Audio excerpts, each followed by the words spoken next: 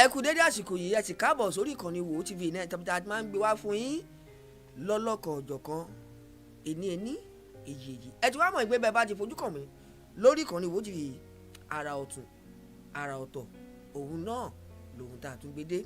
Kí wá lóhun ara, kí ló wọ ọ̀tún ọ̀hún? Ẹ má gbọ́ lẹ́nu mi o, ẹ jẹ́ ká ṣe báyìí, ẹ jẹ́ ká jọ wọ yàrá lọ ká lọ wo fọ́nrán yìí níbi tí àlàyé wà lẹ́kùnrẹ́rẹ́ ohun tẹ́ ẹ fẹ́ gbọ́ àti ìtẹ́ fẹ́ rí àti gbogbo ìtẹ́ fẹ́ ń pátá òun ló ti wà ní sẹpẹ́ ó ti yá ẹ jẹ́ àjọlọ́gbọ̀n. http://l.fws.amazon.com/health/status. It stated that the health status of each service in each region on February 25, 2023 indicated that there were no glitches on any of the AWS cloud servers. Stated that from the post-event summary by AWS, the last time a significant outage occurred on the AWS cloud servers was on December 10, 2021, which was an internal connectivity issue that affected EC2, API, and Container API, among other services access issues affecting only one region. He said this is available to the public. EWS 7 stated that she was aware that a glitch in the software means a malfunctioning, as a result of which the application is not able to perform properly, and that fixing a glitch in a software application by the creation of patches refers to a series of changes made into the system by writing small code, which is imputed into the software, change its current state, and thereby function properly. On cross-examination by the first respondent, PW7 admitted that she missed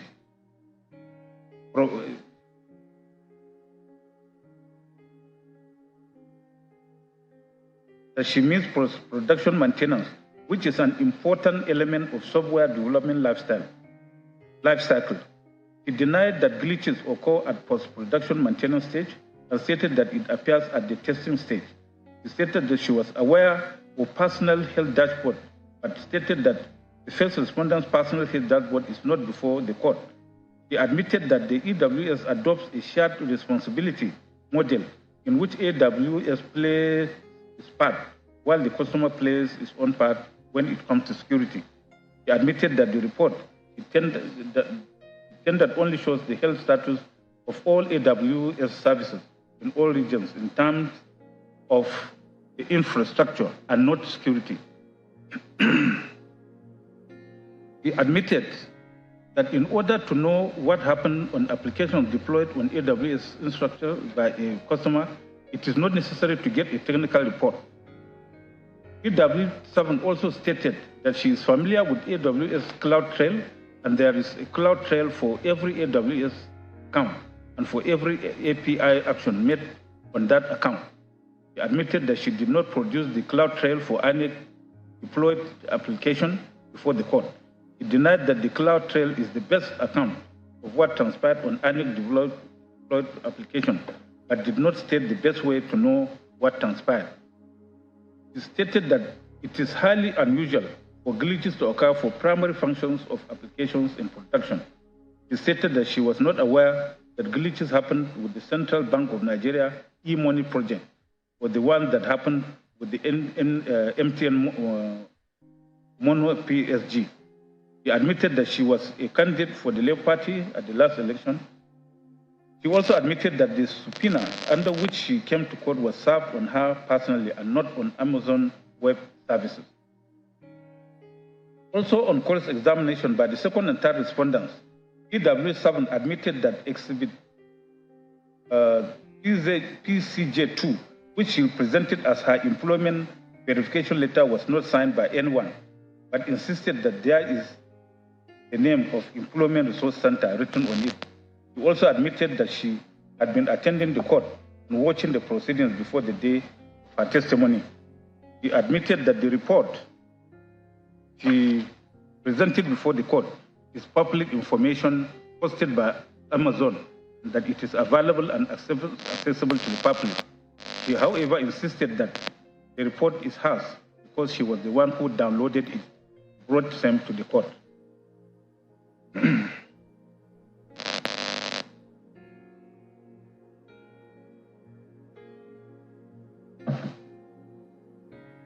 PW7 also admitted under cross-examination that she won primary election for her constituency under Labour Party, the second petitioner, and that she even filed an action against INEC because she was not placed on the final list of candidates published by INEC. She admitted that her complaint was because she tried several times to upload her information on INEC's site, but all her efforts failed because of network failure.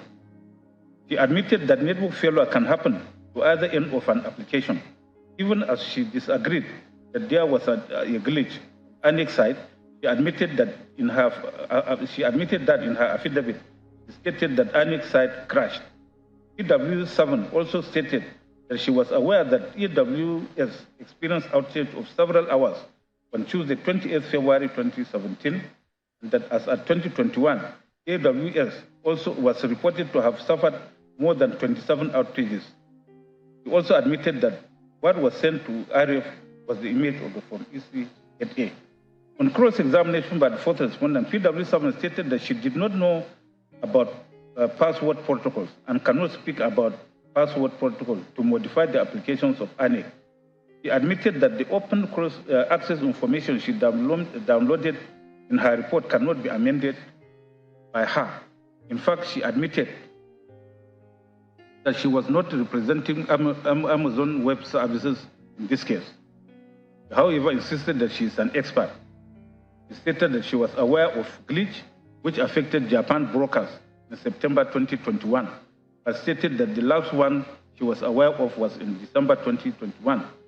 As to whether glitches can happen again, she stated that anything is possible. In his evidence, PW1, Dr. Chibike Ugoike, another expert witness called by the petitioners, stated that he is a cybersecurity and risk advisory consultant and that he was approached by the Labour Party to provide expert evidence in this petition. He said he had read the Electoral Act 2022 and the INEC regulations and guidelines for the conduct of elections 22 and the INEC Manual for Election Officials 2023, with particular attention to the relevant provisions dealing with uploading and transmission of election results from the polling units using the beavers to IREF portal. He stated that he has also read the petition as well as the reply to the petition filed by the first respondent. He stated that from his reading of those documents and processes, when a software application undergoes the required minimum testing for deployment, any functionality error or bug will be flagged. He stated that the purpose of testing is to remedy or resolve such errors before the application is deployed to production. On cross-examination by the first respondent, PW8 stated that he was approached on 10th March 2023 and he finished his work sometime in May 2023. He said that he did his preliminary report on 17th and 18th March. On 17th and 18th March 2023 and concluded the final report at the end of May 2023.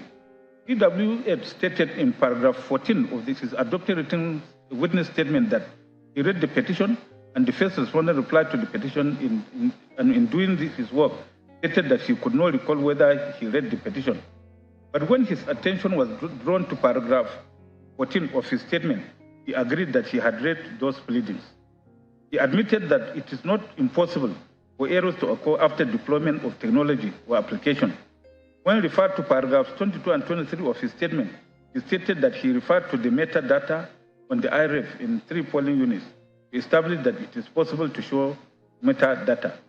He stated that there were errors in those polling units and he did not have to examine the physical copies of the forms EC8A of those polling units. He stated that from the tabulation of the metadata, he could not tell that whether the results stated in those polling units were collected. He stated that all the work he did was on his computer. He confirmed that the AWS security model is a shared responsibility model between AWS and the client.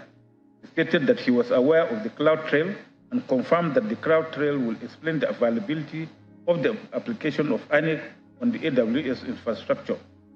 PW8, who insisted that there was an electronic collation system, only pointed to an upload at the last paragraph of Exhibit PCK2 and stated that it means an electronic relation system. When cross-examined by second and third respondents, PWA denied that it was part of his brief to assist the Labour Party to respond to the respondent's reply. He admitted that he did not inspect any of the Beavers machines and did not interrogate Festus Okoye, whose statements he referred to. He confirmed that Exhibit A, which he attached to his report, is the metadata of 23 pages showing multiple uploads.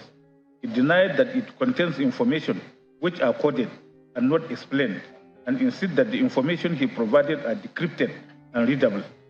He admitted that he supplied some links in some paragraphs of his report, but stated he did not expect the court to go and browse, access, and download the information contained from those links.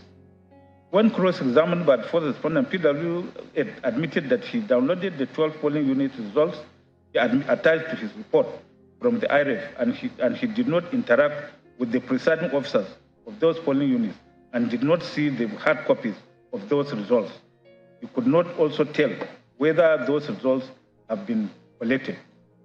Starting with the evidence of PW7, it's evidence that she is a person who has an interest to serve in this petition, being a member of the second petitioner, under whose platform she contested election for House of Representatives, that the expert report in Exhibit PCJ 3A to F, which she brought to court, are actually documents publicly available on Amazon website, which she downloaded, and her only claim to its ownership is that she was the one who downloaded it and brought it to court.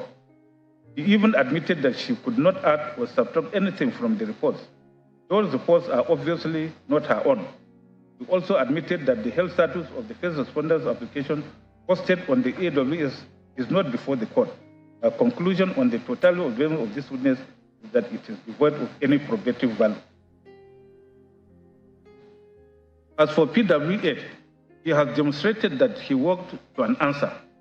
Not only did he admit that he read the petition and reply of the first respondent in the course of his commission work, he also stated that he read the Electoral Act and annual regulations and manual for election officials. On the authority of Ladoja and Ajimobi, the evidence of this witness is also not of any probative value. Apart from the above, the other witnesses or petitioners, especially PW4, PW9, 10, 12, and 13, all stated that they voted and everything went well in their respective polls. In some polling units, on 26 February 2023, it was observed that the first respondent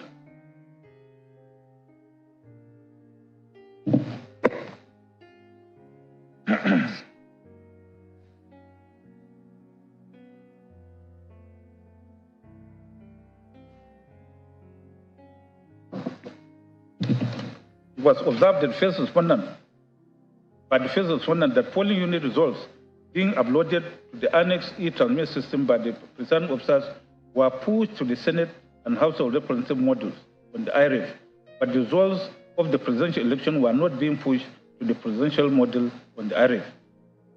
That based on threat levels and reports by security agencies that the first responder servers may be subjected to attacks on election day, the first responder first course of action was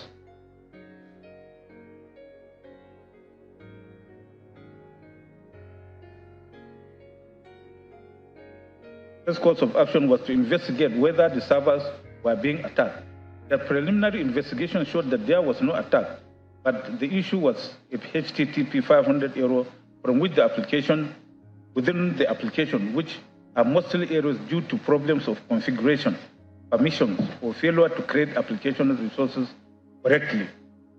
That a thorough investigation revealed that the e-transmission was unable to map the uploaded results of the presidential election to any specific state, and that the presidential folder structure, which was meant to organize the uploaded result sheets in order of election, state, local government, area, ward, polling unit, was causing the application to crash and return as server error whenever it tried to create the folder structure for the presidential election. RW1 explained that creating a folder structure to organize the uploaded results in the hierarchy of election, state, local government, ward, and polling unit was a new feature introduced as an improvement in the transmission system.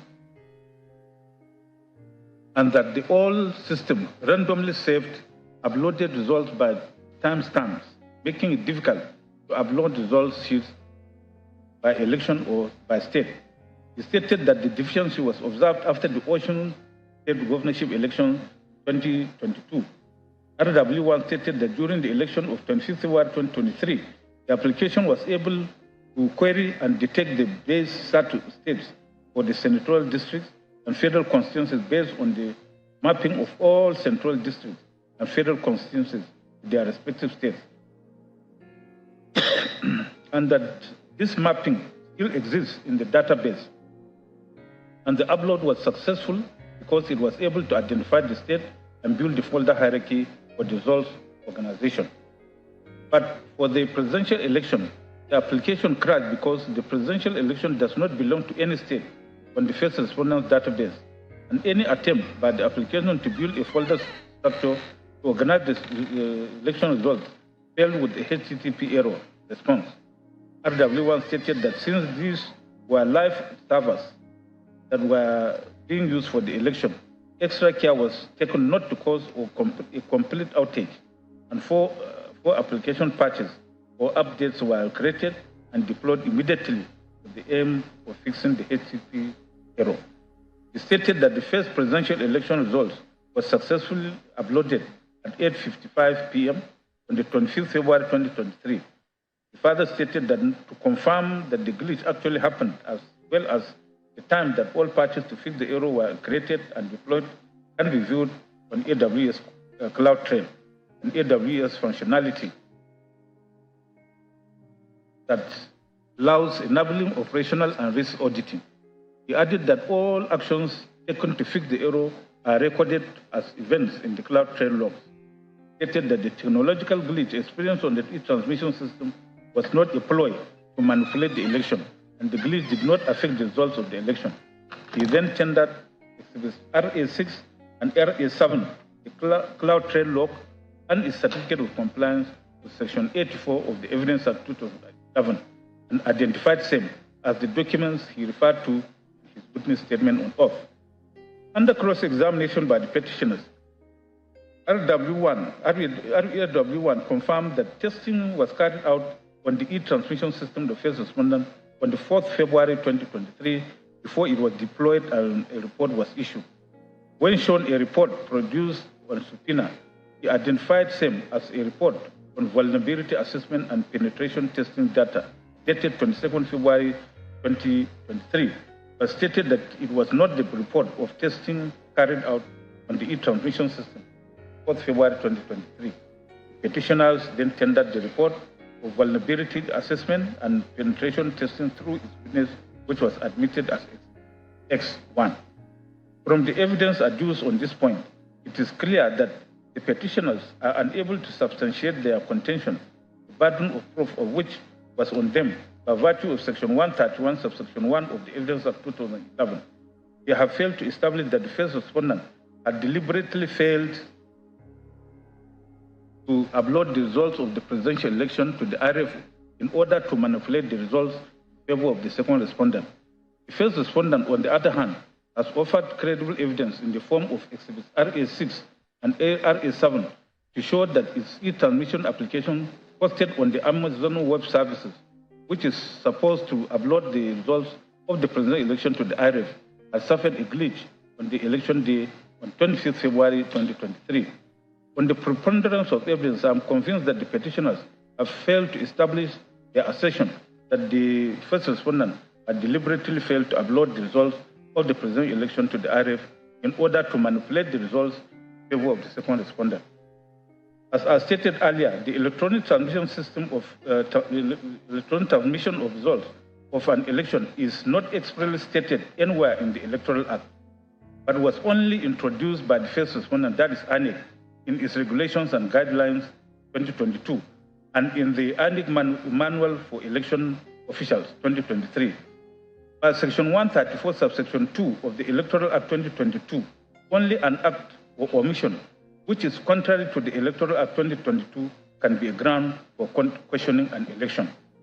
Thus, complaints relating to non-compliance with provisions of the regulations and guidelines or the manual of election officials are not legally cognizable complaints for questioning an election.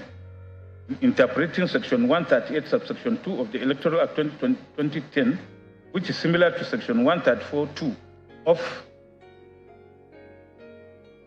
the Electoral Act 2022, the Supreme Court held in Nyesom and Peterside as follows. Quote, the above provisions appear to be quite clear and unambiguous. While the Electoral Commission is duly conferred with powers to issue regulations, guidelines, or manuals for the smooth conduct of elections, by Section 138(2) of the Act, so long as an act or omission regarding such regulation or guideline is not contrary to the provisions of the Act itself, it will not of itself be a ground for questioning the election. See also Jegede and INEC.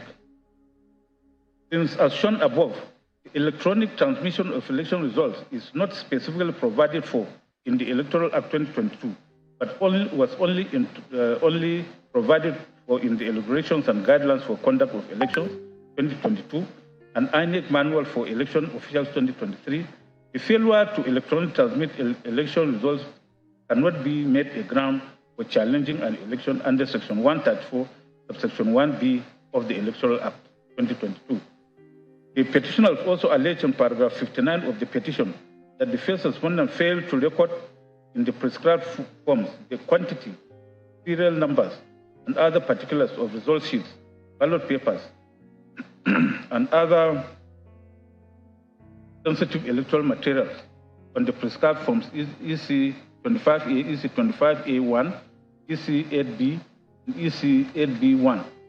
That is to say, electoral materials received for local government areas, electoral materials distribution for registration areas, electoral materials received for local government areas, electoral material distribution for RAs,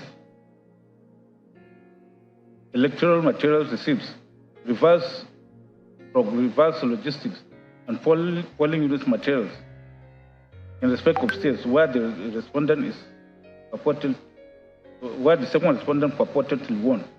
The petitioners further allege that following the order of court for inspection, they applied through their campaign organization and lawyers for the forms, but the first respondent refused to give or issue those forms and refused to allow the inspection of the forms despite the order.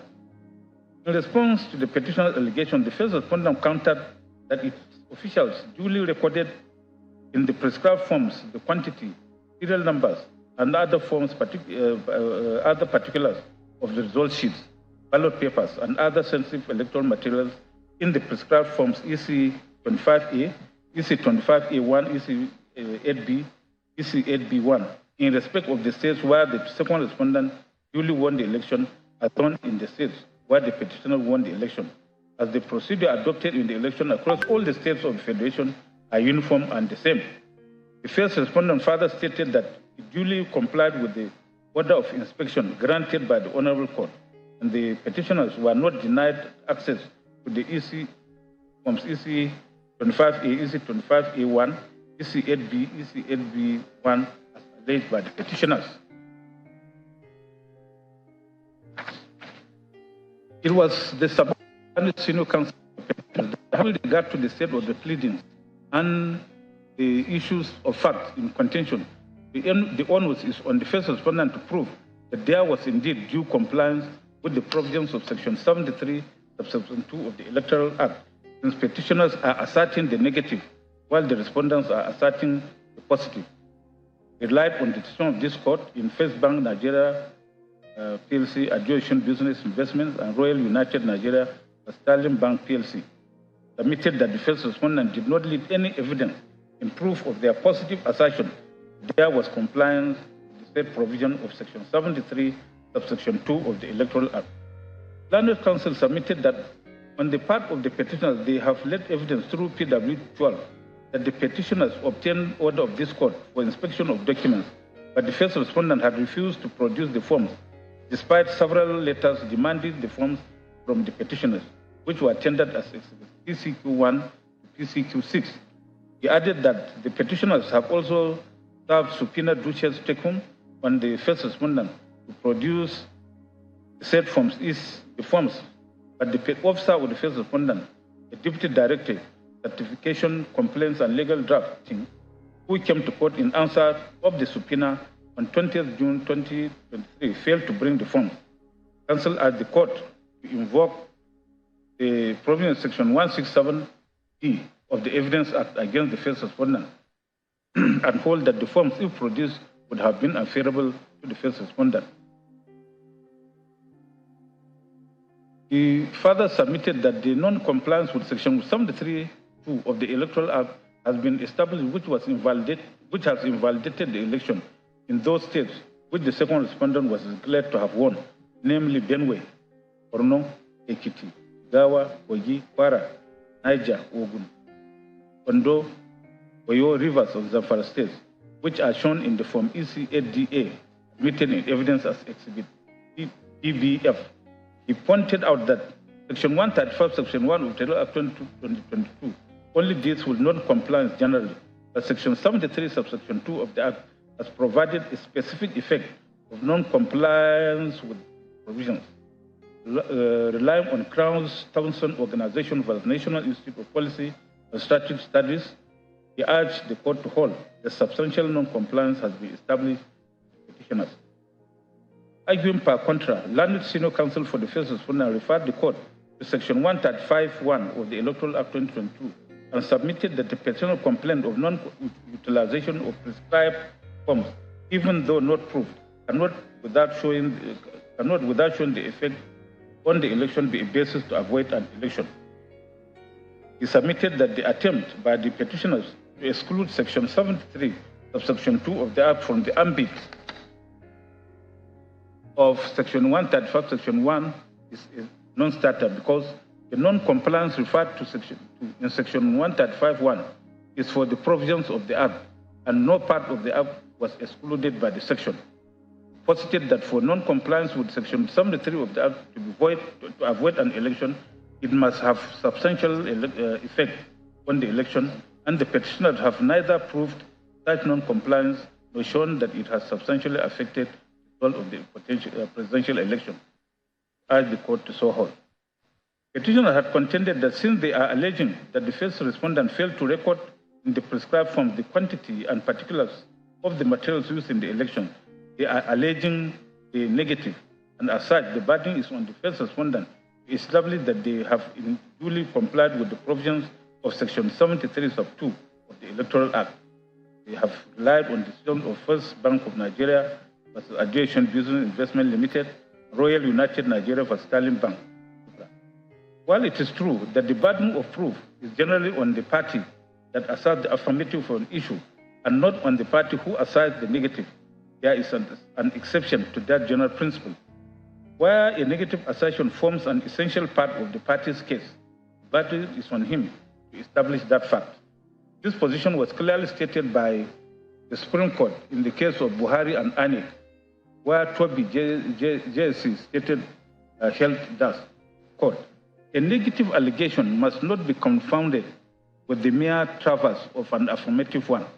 The true meaning of the rule is that where a given allegation, whether affirmative or negative, forms an essential part of a party's case, the proof of such allegation raised on him, loss of court.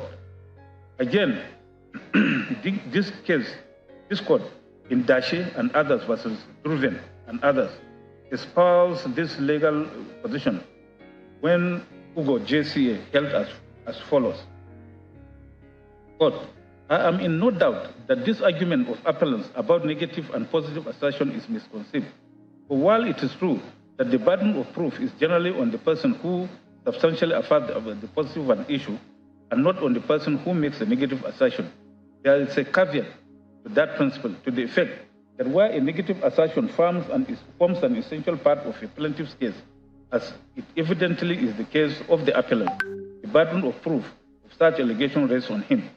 The law on this point was lucidly stated by Bowen LJ and Abrath, was a Northeast Railway Company, 11 Queen's Bench Division 440 at 457, when he said that, quote, in an action for malicious prosecution, a plaintiff has the burden throughout of establishing that the circumstances of the prosecution were such that the judge can see no reasonable and probable cause for instituting it. In one sense, that it is the assertion of a negative, and we have been praised with the proposition that when a negative is made out, the onus of proof shifts. That is not so. If the assertion of a negative is an essential part of a plaintiff's case, the proof of the assertion still rests on the plaintiff. The terms negative and affirmative are, after all, relative and not absolute laws of court. In the instant case, the petitioners have made their allegation of non-compliance with Section 73(2) of the Electoral Act 2022 by the first respondent as an essential part of their case in challenging the results of the election declared by the first respondent. Not only are the petitioners statutorily required by Section 135, subsection 1 of the Electoral Act to establish substantial non-compliance with the provisions of the Act, they are required to show how such non-compliance has substantially affected the result of the election. As rightly observed by the learned senior counsel for the first respondent, the non-compliance that will not invalidate an election under Section 135(1) unless it is shown to be substantial and to have substantially affected the result of the election encompasses non-compliance with all provisions of the Electoral Act, including Section 73, subsection 2 thereof. In other words, Section 73, sub 2 is not derogated from the ambit of Section 135, section 1 of the Act.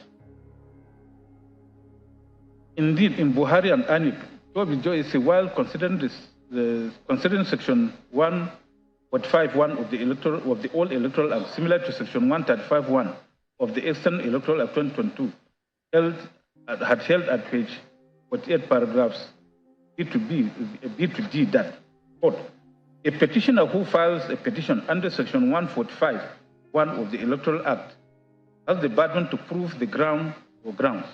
This is because he is the party alleging the grounds and he has a duty to prove the affirmative. He is the party who will lose if no evidence is given on the grounds. If the party does not prove his case under Section 145(1) of the Act, the action fails. Therefore, the petitioners who have alleged non-compliance with the Section 73, subsection 1, as part of their course of action, have the burden to establish that non-compliance in accordance with the requirements of Section 135(1) of the Act. The petitioners have also relied on the evidence of PW12 and on exhibits PCQ1 to PCQ6, also tendered through PW12.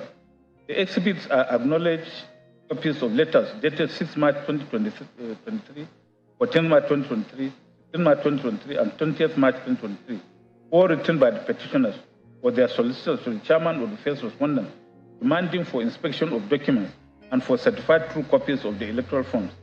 The petitioners also relied on subpoena duces tecum served on the first respondent to produce the said forms. In his testimony at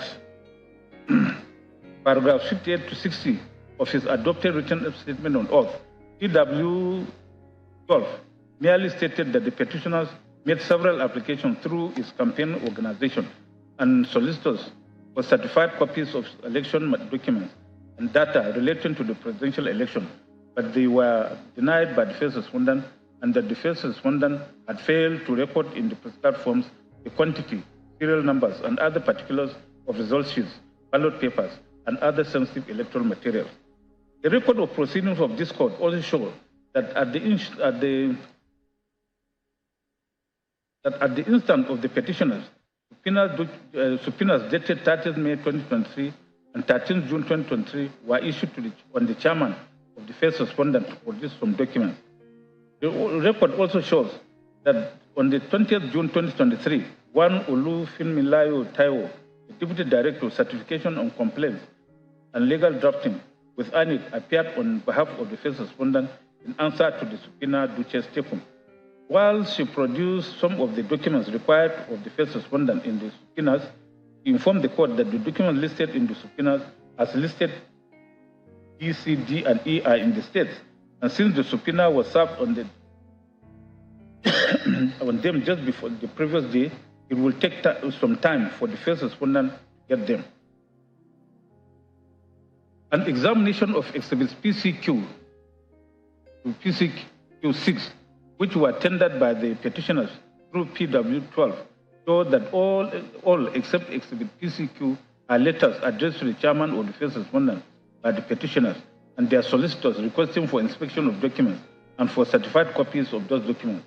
Exhibit PCQ4 is a cover letter addressed to the resident electoral commissioner, Benue State, from the law firm of Dr. Paniechi Piazzu, SAN and Co., notifying the respondent, the resident electoral commissioner, of subsequent action on the solicited letter by the National Chairman, INEC Headquarters, Abuja, dated 6 March 2023.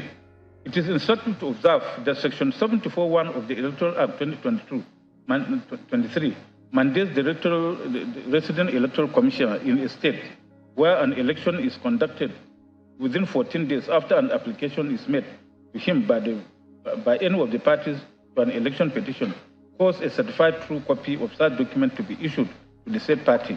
Subsection 2 of that section even provides that any resident electoral commissioner who fails to comply with subsection 1 commits an offense and is liable on conviction to a maximum of 2 million naira or imprisonment for a term of 12 months or both. A look at the letters exhibits PCQ1 to PCQ6 showed that they were all addressed to the chairman of INEC instead of the resident electoral commissioners in the states, as required by the petitioners by Section 74, subsection 1 of the Electoral Act 2023. It is therefore clear that the petitioners have failed to follow the clear legal procedures of requesting for those documents.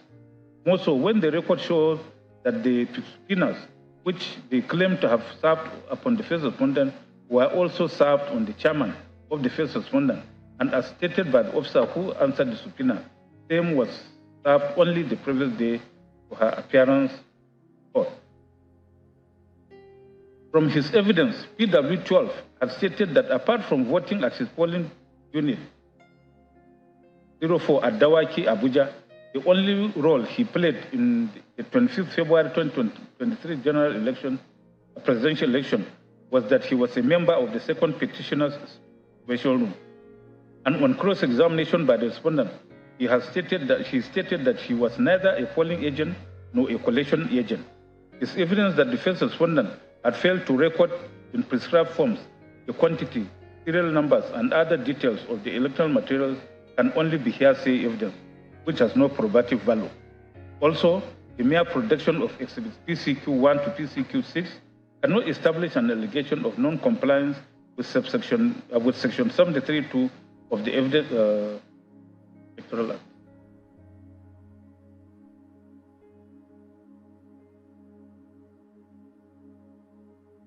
The Electoral Act 2022. Apart from the evidence of PW12 and exhibits PCQ1 to PCQ6 tendered through him, the petitioners have produced no other evidence to substantiate their allegation that the first respondent failed to comply with the provisions of Section 73, Subsection 2 of the Electoral Act 2022. Rather, PW10, Jeffers Ia, the supervisory presiding officer for Madagali Ward in Adamawa State, who was subpoenaed by the petitioners to testify on their behalf, had stated in paragraphs 4 and 5 of his witness statement oath that as a presiding officer, he reported to the local government area INEC offices in Bulam, Madagali local government area in Adamawa State, on the 24th February 2023 to collect the sensitive and non-sensitive materials for the 25th February presidential election and National Assembly elections, and that after collecting the materials, he proceeded together with security agents and other INEC officials, which consisted of presiding officers, assistant presiding officers 1, assistant presiding officer 2, and assistant presiding officer 3 to Madagali Ward that evening to the registration area.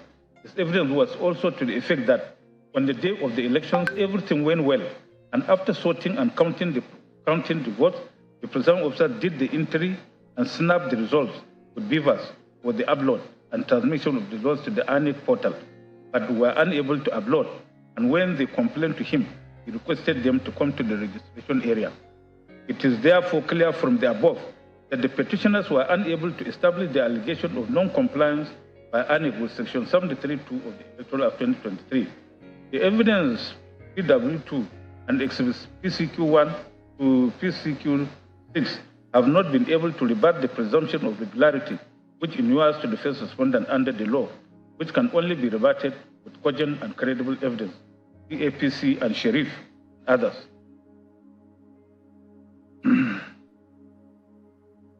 From the totality of the evidence adduced on this issue, I am of the considered view that petitioners have failed to prove substantial non-compliance with the provisions of the Electoral Act 2022. Two is therefore resolved against the petitioners and in favor of the respondents.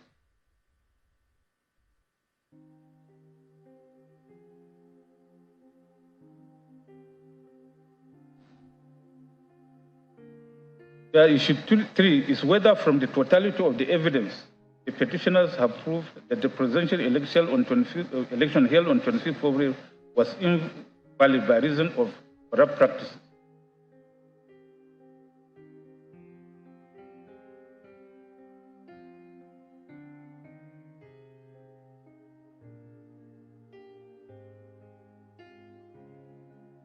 Here again, we have considered the submissions of counsel.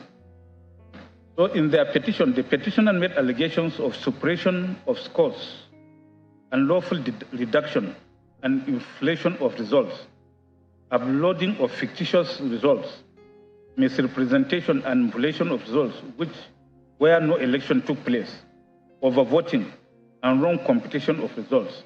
These allegations are contained in paragraph 60, 78 for the petition.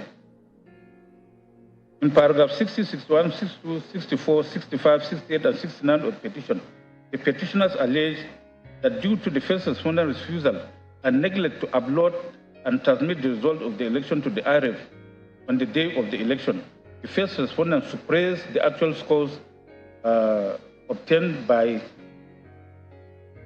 the petitioners. According to them, the suppression of the first respondent scores, which occurred in 18,088 polling units, was orchestrated by the first respondent, deliberately uploading readable and blurred forms EC8S on the IRF, and thereby suppressed the lawful scores obtained by the petitioners in the safe polling units. He further alleged that in Rivers State, during the collation exercise, the first respondent announced scores of the petitioners as 175,071 votes, and the second and third respondents as having 231,591 votes, when in actual fact, the petitioners' lawful votes are 205,110, while that of the second and third respondents ought to be 84,108. They similarly allege that in Benue State, the first respondent suppressed the lawful votes obtained by the petitioners when it announced their votes as 308,372, and that of the second and fourth respondents as 310,408, when the actual votes of the petitioners were 329,000, and that of the second and third respondents at 300,421. The petitioners also alleged that the first respondent was purporting to upload the result of the presidential election on the IRF, embarked on massive misrepresentation and manipulation by uploading fictitious results in polling units where there were no elections, as well as uploading incorrect results. They stated that if the results of polling units, wards, local government states are properly tabulated and calculated as required by the Electoral Act and the regulation and guidelines for the election, the overall results of the election and the percentages scored by the political parties will show that the petitioners won the presidential election of 25th February 2023. He stated that the petitioners should rely on a report of inspection of the electoral materials. In the earlier ruling of this court on the preliminary objections raised by the respondents on the propriety of the environments contained in the petition, we held that apart from the allegations of inflation and reduction of votes in Rivers and Benue states, where the petitioners have stated the figures alleged to be inflated and reduced, the other allegations of the petitioners were nebulous and bereft of the material particulars.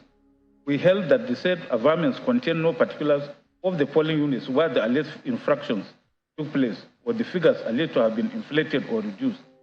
We had struck out those paragraphs for offending paragraph 41D and 2 of the first schedule to the Electoral Act 2022.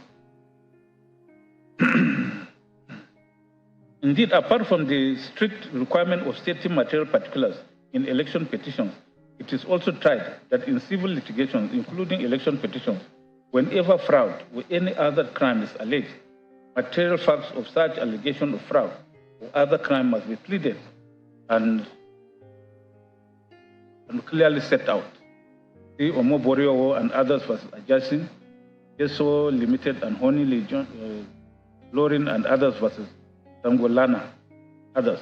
The petition allegations of suppression of votes, inflation and reduction of votes, massive misrepresentation and manipulation by uploading fictitious results all amount to falsification of results of an election. This Sabija versus Atiku. The Supreme Court held that allegations of inflation with non-existing votes is another way of alleging falsification of results. Indeed, in Haruna and Modibo, the Supreme Court held that where a petition is based on allegation of incidents of fraudulent acts, manipulation of results, or falsification of results, that allegation is criminal in nature, and evidence required in proof thereof must be clear and unambiguous. In other words, the proof must be beyond reasonable doubt. This section 135 sub 1 of the Evidence Act and cases of Buhari and Obasanjo, Emmanuel Umana, Ipiazu, Oti, Abubakar, and others versus Yaradua, Omishore, Ariboshola, Magaji, and All Progressive Congress. In order to establish falsification of election results, the petitioner must produce in evidence two sets of results, one genuine and the other false. In the cases of Kaki and PDP, Mobodo and Ono, Adewale and Olaifa. Also Chima Anoze versus Dr. Ken Obichere and others.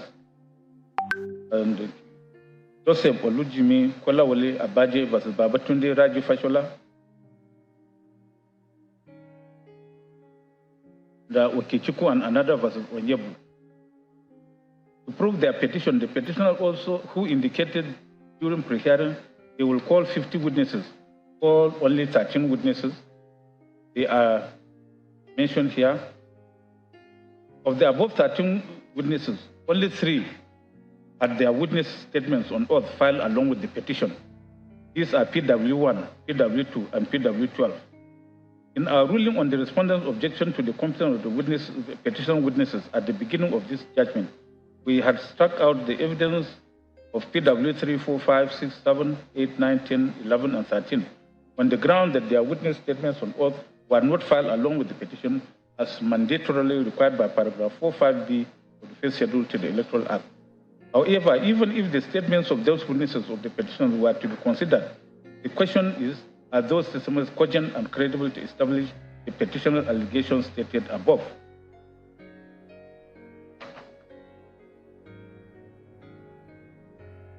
PW1's testimony was only on the alleged double nomination of the third respondent in Pecho proceeding, which we have already determined above. Even as he stated that he voted in his polling unit during the election, he stated that he did not play any other role in the elections beyond exercising his civic responsibility. As for PW2, who said he was a software engineer, he stated that upon his reading of the relevant provisions of the Electoral Act and annual regulations, he is aware that the presiding officer in the polling unit is mandated to electronically transmit or transfer the result of the election direct to the collation system as prescribed by ANEC, and to also use the beavers to upload a scanned copy of the polling unit result sheet to the ANEC result viewing portal area prescribed by ANEC.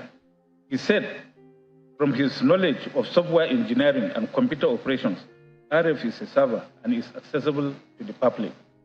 He said he was aware that the information or data generated or inputted in the beavers were operating online or offline, were transmitted to the ANEC servers, including virtual servers hosted on AWS Cloud. On cross-examination of the first respondent, however, the witness admitted that his opinion was based solely purely on his reading of the Electoral Act and INEC guidelines, and that he was not familiar with the applications and operations of the beavers machine. He stated that he did not play any role in the elections. Indeed, as admitted by the witness, the statement, particularly paragraph 10 to 13, is a virtual reproduction of Section 38 of the Electoral Act 2022. On cross-examination by the fourth respondent, he admitted that he did not state his educational or professional qualification or experience in his statement on oath. He also stated that his investigation was based on publicly available application program interface, API, and collected information through it, like from EC8S. He said he did not have the documents and forms he used, and that everything was in the laptop.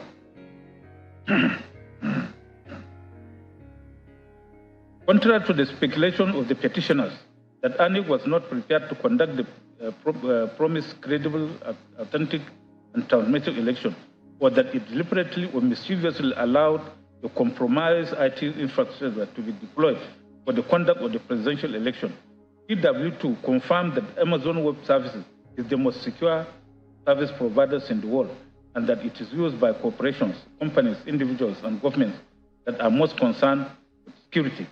In his entire evidence, PW2 did not talk about the contents of any result. Instead of supporting the petitioner's allegations, the evidence of this witness supports the case of the first respondent. As for PW3, PW5, and PW6, he merely tendered flash drives containing speeches of the INEC chairman, Mahmoud Yakubu, and INEC National Commissioner, Festus Okoye, wherein they gave assurances that results of the election will be transmitted to the IRF for public viewing. Being mere assurances, the evidence of these witnesses had no utilitarian value in establishing allegation of corrupt practices made by the petitioners in this case. In his evidence, PW4 tendered exhibits PZD 1, 2, and 3, which he claimed to be the report of his analysis of the presidential election. The witness also tendered 4 boxes containing what he called 18,088 blood polling unit results downloaded from the RF portal, which were also admitted as exhibits PCE1 to PCE4. However, in the earlier ruling of this court on the respondent's objection, we have struck out exhibits PCD 1, 2, 3, as well as exhibits PCE 1 to 4, along with the witness statement on oath of PW4, which was not filed along with the petition since the documents were tendered through the incompetent witness. The witness claimed in his evidence that from his investigations, the scores on forms EC8S of 39,556 polling units were inaccessible, as they contain uploads not connected with presidential election, and that the number of accredited voters affected by the 18,088 blood result was 2,565,269, while the number of voters who collected their PVCs was 9,165,191. According to him, this signified that the votes of 5,533,553 accredited voters were discountenanced by the first respondent. He added that 23,119,298 registered voters collected their PVCs in those 39,546 polling units, and concluded that both the number of accredited voters of 5,553,553 and number of voters who collected their PVCs of 23 million plus polling units far exceeded the margin of lead from the first respondents' announced result of 1,807,206 over the first runner-up and 2,693,193 over the second runner-up. PW4 also stated that in Benue State, neither the results he obtained from the RF nor the CTCs of forms EC8S matched the results of the first respondent. He stated that the annex CTCs of forms EC8S showed that LP got 272,468 votes and APC got 256,852 votes, while the results from the RF portal showed that LP got 260,796 votes, while APC got 268,630 votes. He added that the INEC announced results showed that LP got 308,372 votes, and APC got 310,468 votes.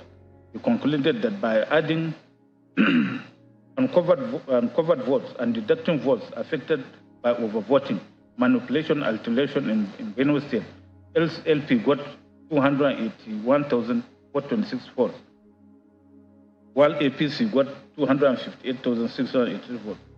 A look at the 18,088 blood polling units results, which the witness claimed to have downloaded from the RF portal, showed that they were not certified by the first respondent.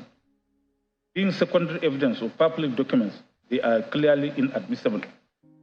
See Section 89E and 90E of the Evidence Act 2011, case of Emeka versus Ipiazu, others.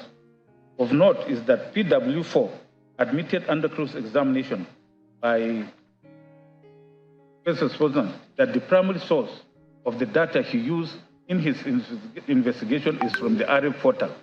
This clearly means that he based his investigation on inauthentic data, since the essence of certification of public documents is to ensure authenticity of public documents. See the cases of Ebwe and Araka and Emmanuel versus Mana. Also under cross-examination, PW4 stated that his reference to Form EC8A and the result on RF portal are not the same thing, and that Form EC8A is a paper, while the result on RF is a copy of it. He particularly admitted that by his reference to blood Form EC8As on the RF, he was not suggesting that the hard copies of Form EC8As are also blood. This admission by PW4 also dealt a death knell to the allegation made by the petitioners in paragraph 60 of the petition that the first respondent suppressed the first respondent's cause to 18,088 polling units by deliberately uploading unreadable and blood forms EC8As on the RF. In fact, PW4 had under cross-examination completely rubbished his own report when he admitted that the RF portal is not capable of collecting and tabulating the election results, and that it is the image of the Form EC8A that is transmitted to RF, while the hard copy of Form EC8A is taken to the collection center, which he stated is collected at what local government, state, and national collection centers. He also admitted that since the result in the Form EC8A is taken to the collection centers, the failure to transmit its image in RF or that image transmitted its blood will not change the result already entered in Form EC8A. Again, the witness admitted under cross-examination that his report in exhibits PCD1, PC2, and PCD3 only covered the two states of Rivers and Benue, and that he worked on only available data, that if he had more data in his report, it would have been different. Further admitted that his report, exhibits PCD1, 2, and 3, is not a product of expertise, as any secondary school student can do the simple arithmetic involved in it. This admission by PW4 effectively rubbishes his entire report as inconclusive and manifestly unreliable. In the whole, the evidence of this witness, even if it were to be considered void of any probative value. As for the evidence of PW7, we had earlier analyzed and evaluated her testimony and found that she was not only a person interested in this petition. A report in exhibit PCJ 3A, F, which she brought to the court purportedly as an expert witness, was merely downloaded by her from AWS site, which was openly accessible to the public. Her evidence is also of no probative value. With regard to the evidence of PW8, I have earlier analyzed and evaluated his evidence while resolving issue 2. Suffice it for me to state that I had found that PW8, having admitted that in the course of his commission to work, he had read the petition and the first respondent's reply, as well as the Electoral Act and annual regulations and manual, and that he finished his final report in May 2022 during the hearing of this petition. PW8 had practically worked to a predetermined answer and his evidence was of no probative value. EW9, who gave evidence as an accredited observer of the election, had stated that everything about the election in the polling unit, which he observed went as accreditation and voting took place. The votes were counted and the results were announced and recorded on Form EC8A, but was not uploaded on the RF at the polling unit. Under cross-examination by the respondents, he stated that from his observation, the election went on smoothly in his polling unit and that the election officials complied with the INEC regulations. He stated that the result was taken to the collation center by the election officials. Rather than support the petitioner's case, the evidence of this witness actually reinforced the response case that the election was conducted in substantial compliance with the Electoral Act and INEC regulations guidelines. EW10 stated that she acted as an ad hoc supervisory presiding officer for Madagali Ward and that on election day she collected the materials with security agents and other INEC ad hoc presiding officers. He stated that voting went on well until 6:30 p.m. and all voters who were on queue by 2 p.m. duly voted at Unit 004 DISA. He stated that after sorting and counting of the votes, the presiding officers did the entry and snapped the results with the beavers, but were unable to transmit and upload same to the RF portal after the result of the National Assembly election was uploaded.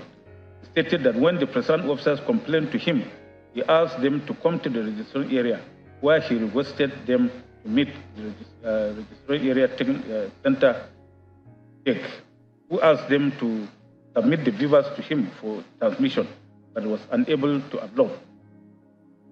On cross-examination by the First Respondent Council, PW8 stated that apart from the small issue between agents of APC and PDP, which was satisfactorily resolved, everything went well and the results were entered in Form EC8S in the units and were properly announced. And added that the physical copies of the Form EC8S were taken to the Ward Collation Center. Cross-examination by second and third respondents, the witnesses have confirmed that notwithstanding the difficulty in uploading the results, the collation of Forms EC8A took place in the ward. The evidence of this witness also supports the case of the respondents rather than of the petitioners. PW11, head of the Legal Services National Information Technology Development Center, NIDA, merely stated that he was subpoenaed, produced and tendered the following documents. A. Correspondence of documents, letters, emails sent by him, sent by or from Independent National Electoral Commission, the National Information Technology Development Agency, requesting for the IT clearance approval of the IT infrastructure to be deployed and or deployed by ANEC for the conduct of 2023 general election. B. The certificate of clearance approval issued by NIDA to ANEC pursuant to any request in A above. C. The report submitted by ANEC to NIDA containing certification for the testing review of the IT infrastructure deployed for the conduct of the 2023 general election. It stated that they don't have any of the documents in their office. Under cross-examination by the second and third respondents, it stated that the NIDA Act does not contain cyber security standards. It also stated under cross-examination by the fourth respondent that their supervising ministry is Ministry of Communication and Digital Economy, and that the minister stated that there were 16 million attempts to hack the INEC IT infrastructure on the day of the election. The evidence of this witness was no the assistance to the petitioners. PW12, the petitioner's star witness, whose evidence was merely a copy of the averments in the petition, stated that on the day of the election, he voted at his polling unit at Dawaki, Abuja, after which he went to the situation room of his party. Second petitioner, he stated that apart from his polling unit and the situation room, he was not present physically at any other place on the day of the election. He stated that he was not a collation agent or polling agent in any polling unit or collation center. His evidence in chief was therefore mostly laced with hearsay, settled that hearsay evidence inadmissible and has no probative value. Apart from his evidence in chief being inadmissible hearsay, Exhibit X1, a certified true copy of the judgment of Federal Court, Abuja, suit number FHC ABGCS 1454-2022, was tendered through him under cross-examination by the first respondent, and he read out a portion of the judgment of the court, which was to the effect that the first respondent was under no mandatory obligation to electronically transmit or collate results of the election. He also admitted that he did not state in his statement on oath any figure unlawfully ascribed to the second respondent and third respondent by the first respondent. He also stated that his party had agents throughout the federation with over 133,000 votes. When asked by the second and third respondents' council to state the score of the of the Labour Party, the witness stated that he will not know scores of the Labour Party because the results are being uploaded on the IREF. He added that he will not know the unlawful votes accredited because he is not an expert, and that the wasted votes are part of the statement made by the expert. When cross-examined by the fourth respondent, PW12 said he was not aware that ANEC chairman had given a statement that ANEC will not transmit results electronically. When confronted by the fourth respondent's counsel, he confirmed that his statement on oath, wherein he stated that he will rely on the evidence of forensic experts, was made on 20th March 2023, while the final expert report he was relying on was made in May 2023. Clear that PW12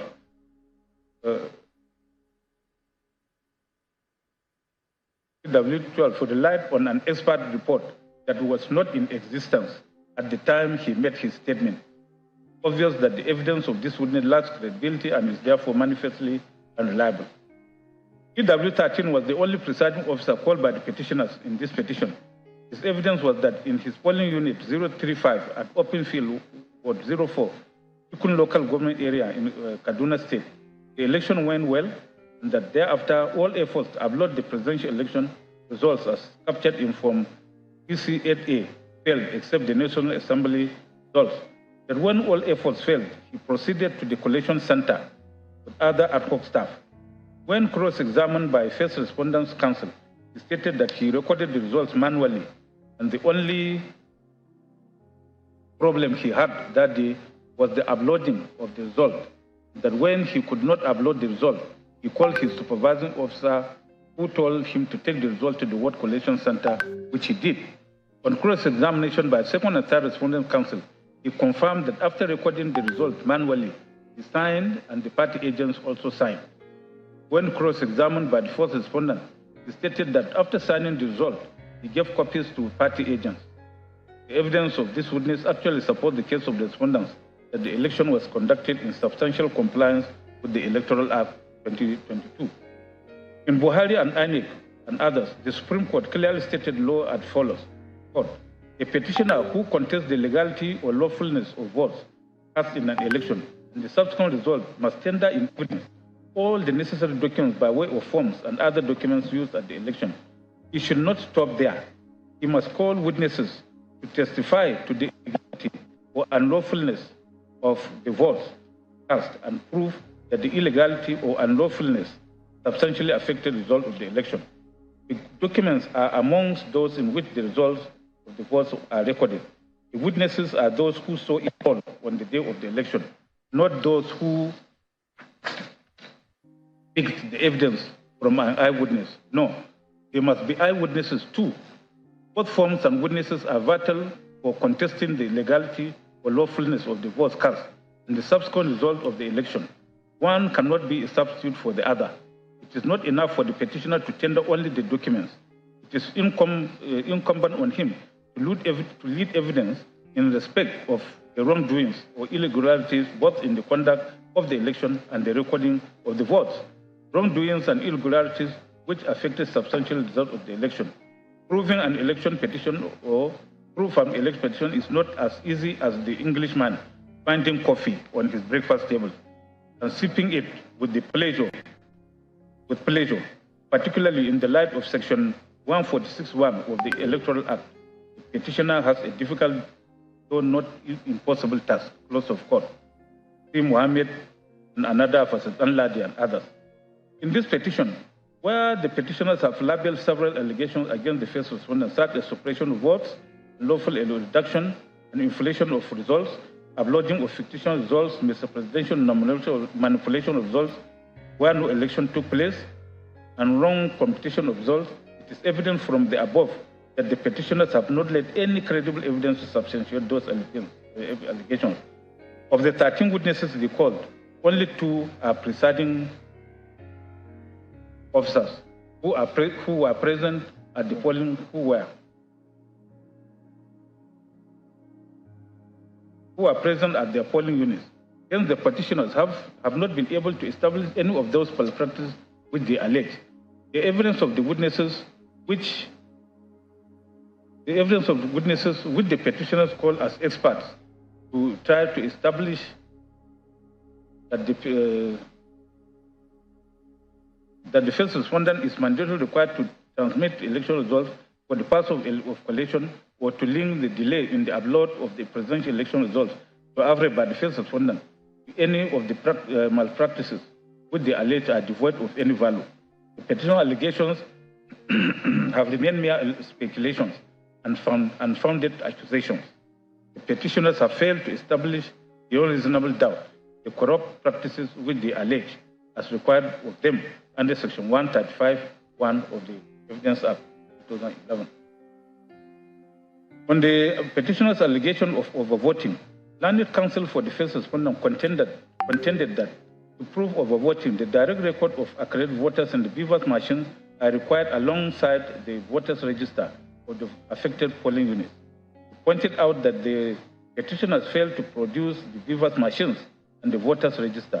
He submitted that the petitioners want this court to rely only on the expert opinion of PW4, which is not credible.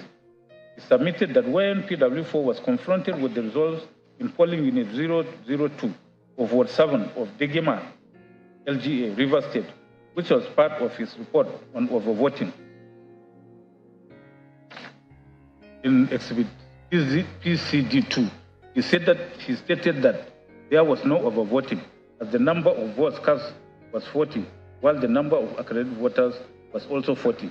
He relied on Oetola and INEC at this court to discountenance PW4's evidence of voting. The petitioner's allegation of overvoting is contained in paragraph 72, 76, and 77 of the petition, which have been produced here. In the earlier ruling of this court, the respondents' various perennial objections to the competence of the above petitioners' allegation of overvoting were upheld, and the court had struck out the said paragraphs for being vague, nebulous, and imprecise, having failed to disclose the specific polling units in the state where the overvoting is alleged to have occurred, the number of votes affected, the alleged margin of lead, etc. Indeed, in that ruling, we had observed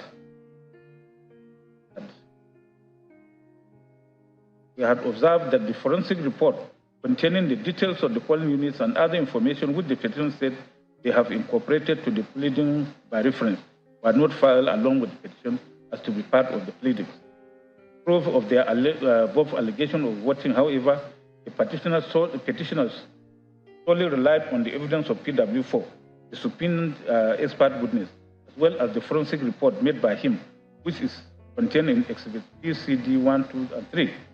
Exhibit PW4's evidence was basically that from his investigation in Exhibit PCD 1, 2, and 3, he discovered that there was overvoting in 4,407 polling units, which affected 2,317,129 voters who had collected their PVCs. He stated that this also exceeds the margin of lead of 1,807,206 over the first runner-up. He also stated that from his analysis of Rivers State results, the first respondent announced results which were inconsistent with those uploaded on the RF portal.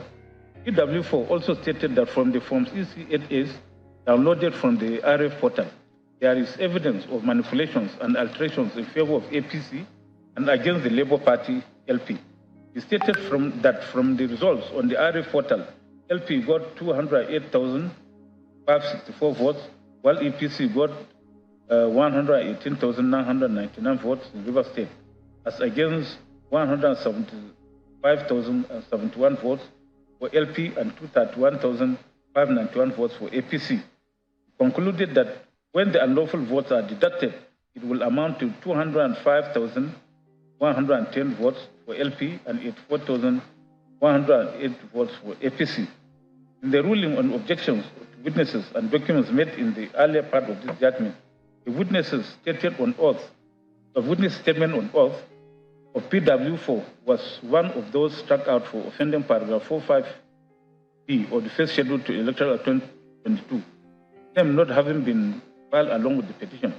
With the statement of PW4 struck out for being incompetent, exhibits PCD 1, 2, and 3, forensic report tendered by him, were also struck out for being inadmissible. As stated earlier, the oral evidence of PW4 contained in his witness statement on oath and his report in exhibit PCD 1, 2, and 3 are the only evidence adduced by the petitioners to establish their allegation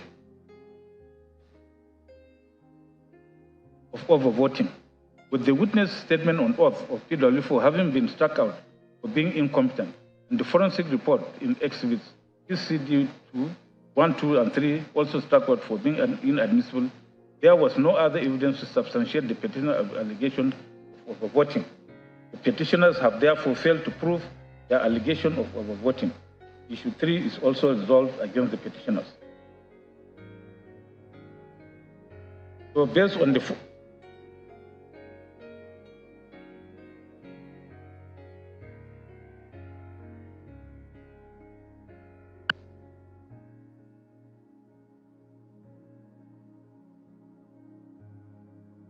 Based on all the foregoing, it is evident that the petitioners have failed to establish their allegations of corrupt practices and overvoting.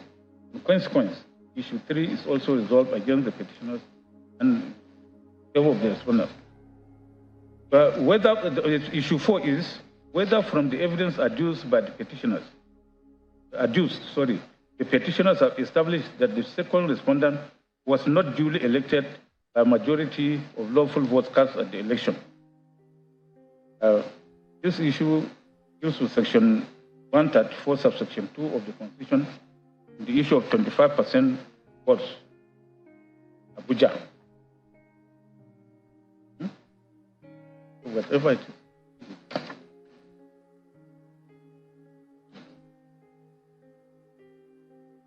What is that?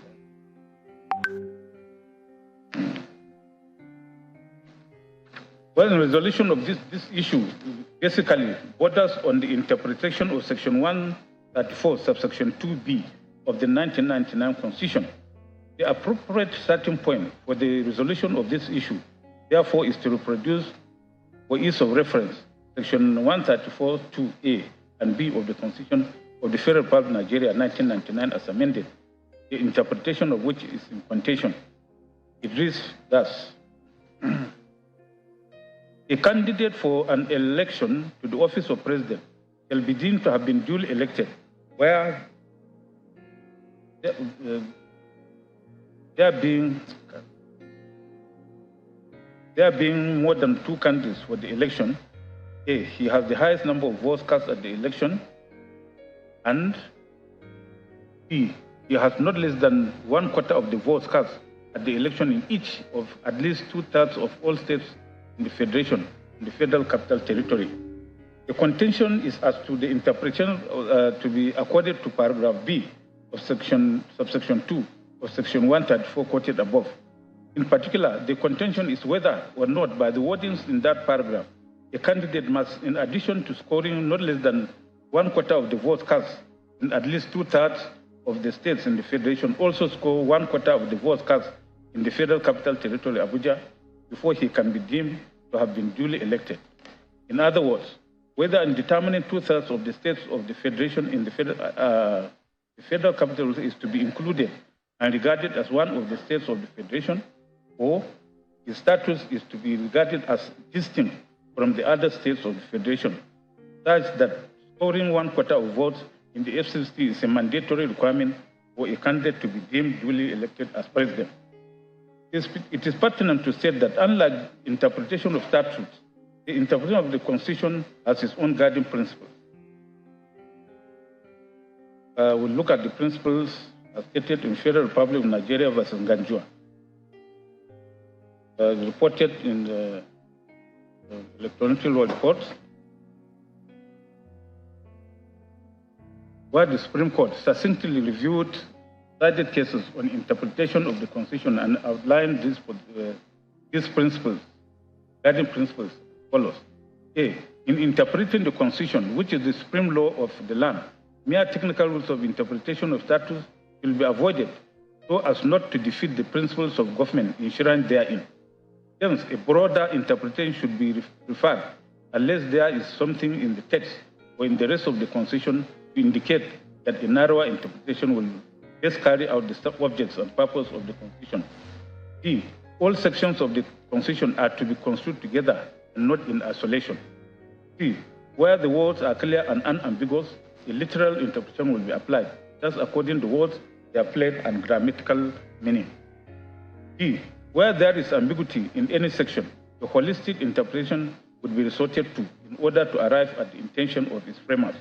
E, since the draft person is not known to be extravagant with words or provisions, every section should be construed in such a manner as not to render other sections redundant or superfluous.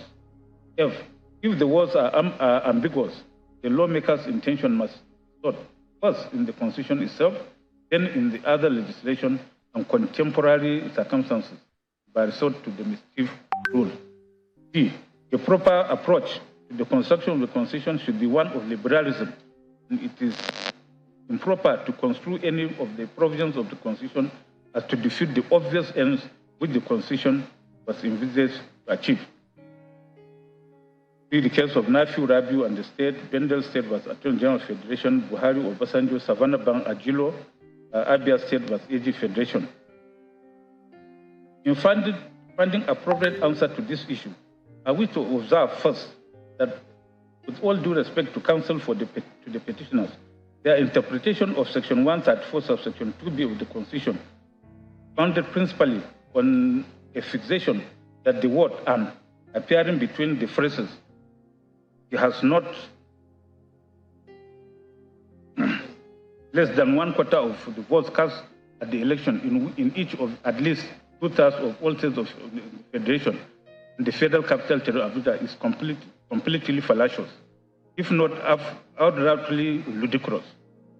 Even their recourse to the case of Abubakar and Yaradua does not help their argument because Toby JSC made it clear that a purposive rule of interpretation will not be appropriate where the intention of the lawmaker is clear, precise, and unequivocal.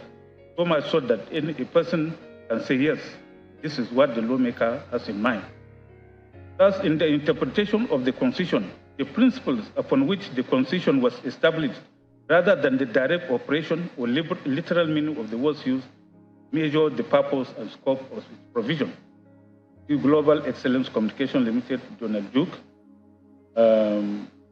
AG Bendel State, AG Federation, Saraki versus FRN, Sky Bank PLC, Iwu, Kelim versus Gwabang. That this is the position is not at all open to doubt.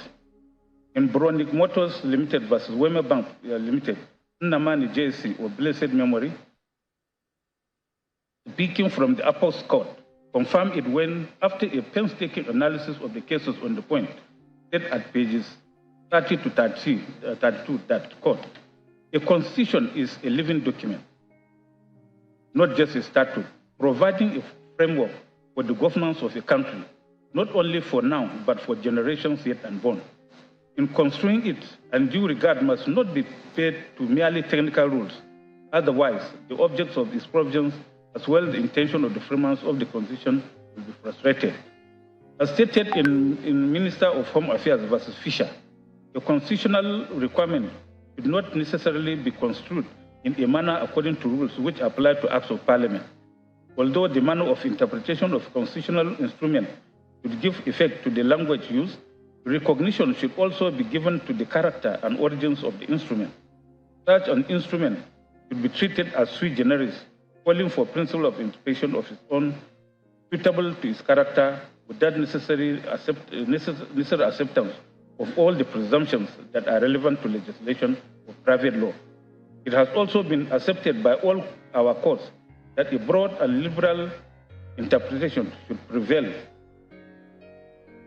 in interpreting the provisions of our Constitution, although one has constantly to bear in mind the object which such provisions were intended to serve.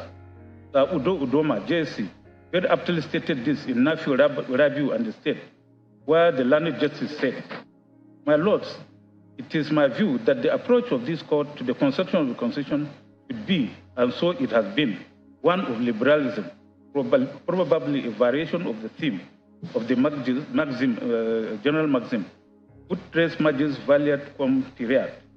I do not conceive it to be the duty of this court to construe any of the provisions of the Constitution as to defeat the obvious ends the Constitution was designed to serve, where another construction, equally in accordance with the words and sense of such provisions, will serve to enforce and protect such a clause of court."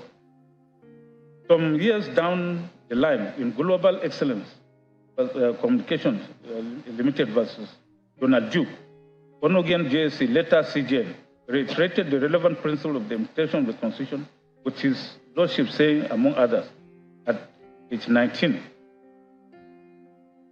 followed, "The principles upon which the Constitution was established, rather than the direct operation or literal meaning of the words used, measure the scope and purpose of its provisions.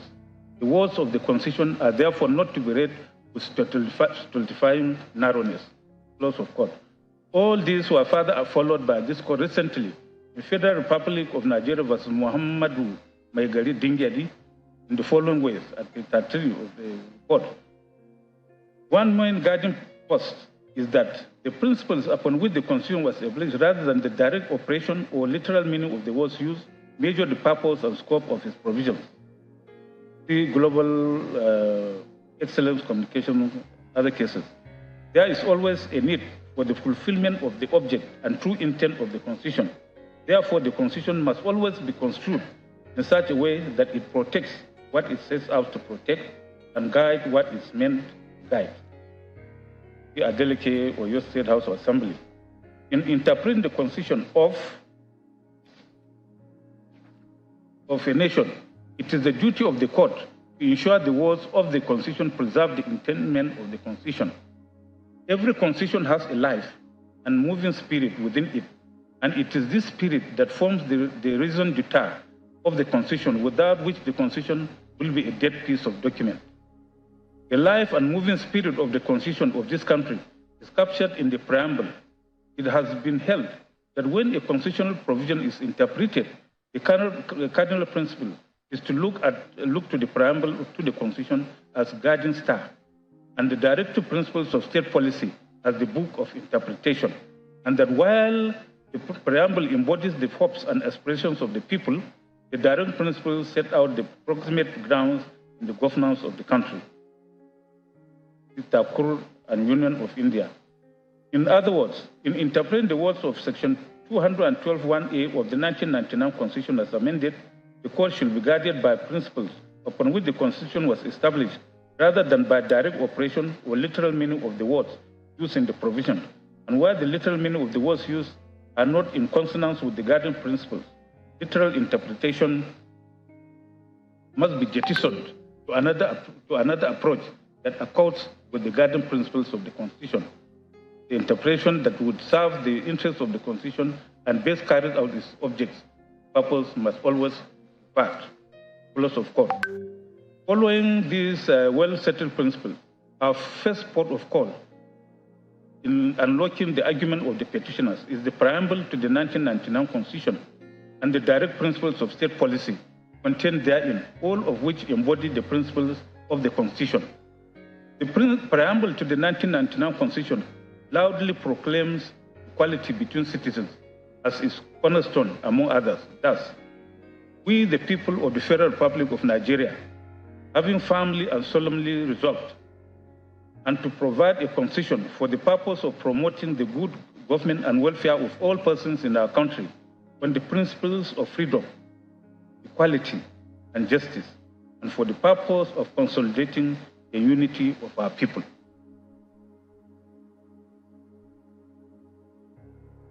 Do hereby make and give to ourselves the following Constitution.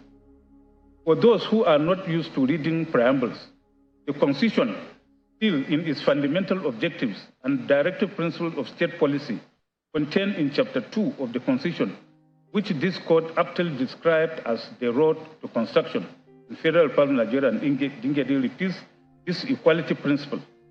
Under its social objectives provision of that chapter in Section 17 thereof, it again proclaims that 1. The state social order is founded on ideals of freedom, equality, and justice. 2. In furtherance of the social order, every citizen shall have equality of rights, obligations, and opportunities before the law.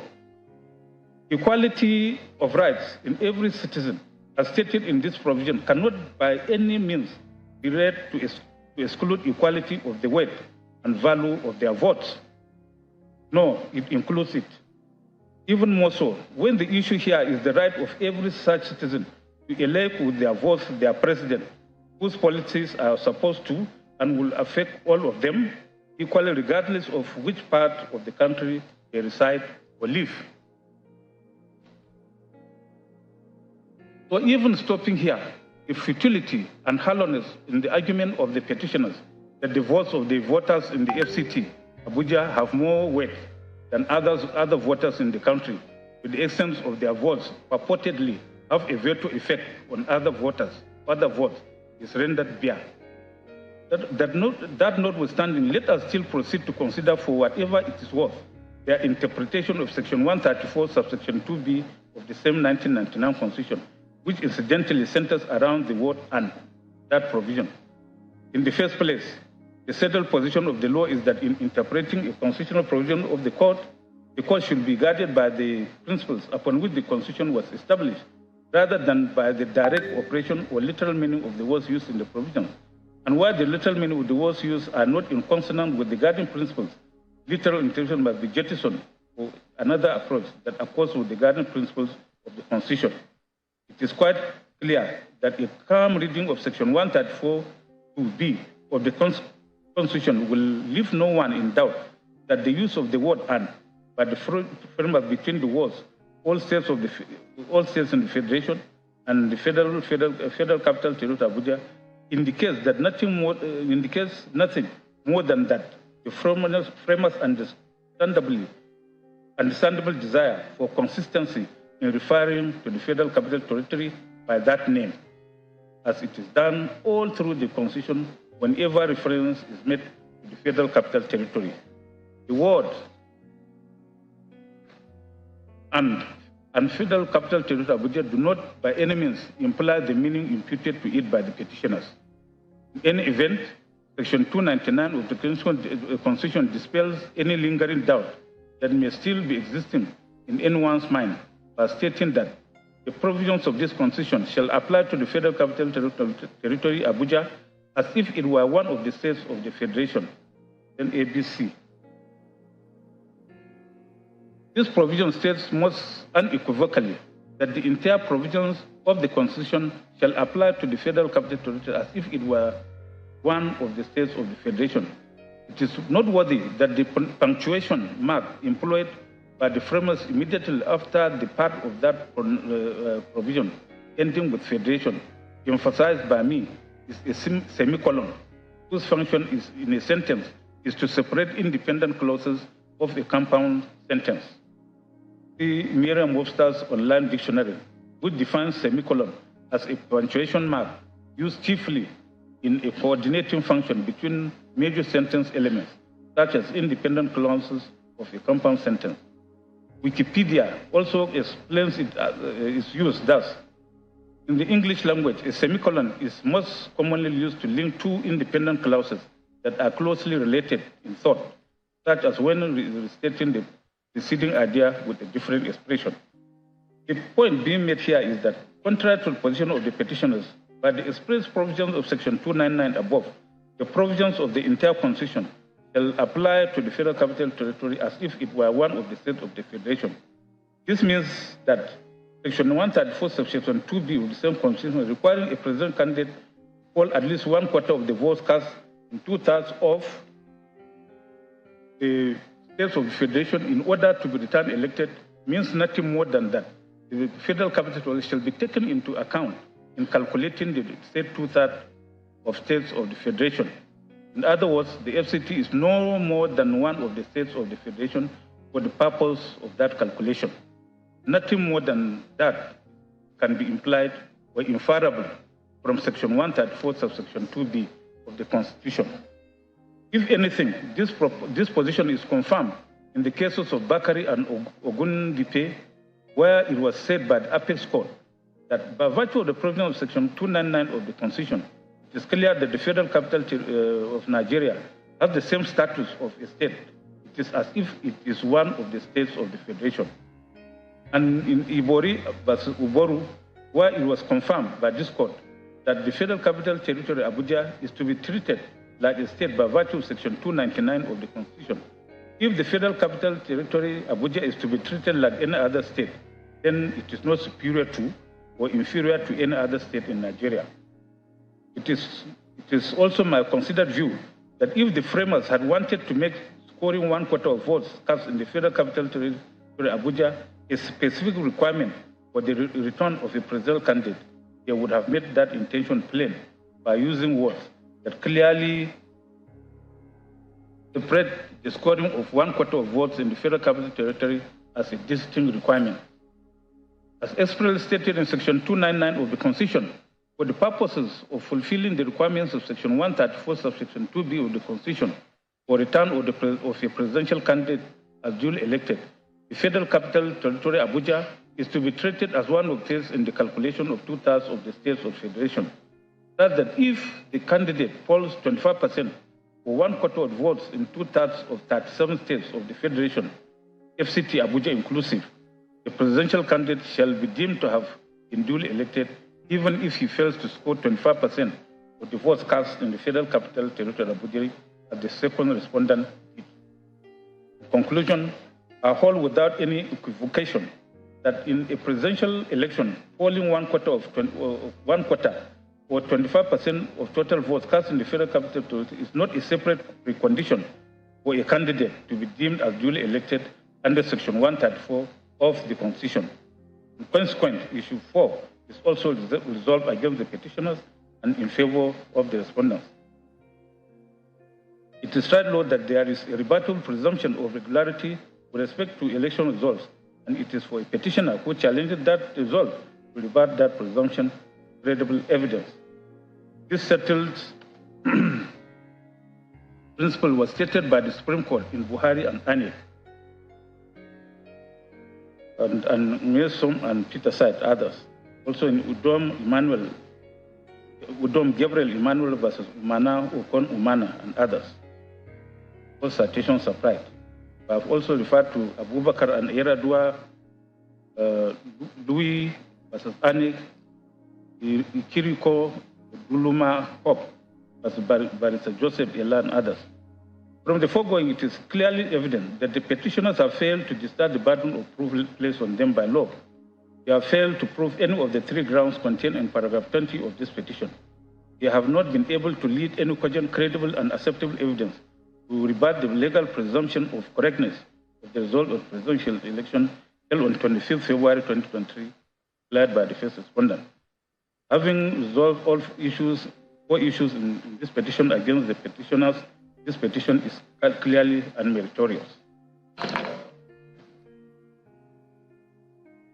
As I stated earlier, it's a consolidated petition.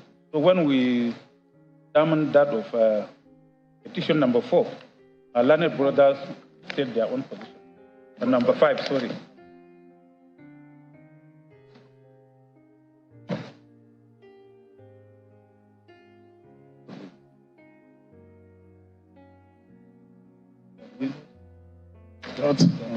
Malota. I'm very sorry again, sir. Yes. Even if your lordships are going to say, your brethren are going to say their piece later on, sir, at least you all, my lord, well, you all should be arrested by saying it's either dismissed or is allowed. Huh? I was wondering if your lordship would not pronounce that it's been dismissed. So that... what are you saying? I'm sorry, but I don't want to be confused, sir. I've listened to your lordship's eloquent judgment. Sorry, please, Leonard Senior. You don't have to interrupt judgment. We are delivering judgment and we are still on. Please leave the judgment where it is. My lord, I'm very sorry, sir. If you are confused, when you get the judgment, you read it. No, my lord, I'm not confused at all. Okay, then please. I'm making a suggestion. You don't have to suggest to us how to deliver judgment. I'm sorry. So you seriously think that all 5 of us wouldn't know that? Lord, wouldn't know what we want to do? I apologize. I apologize.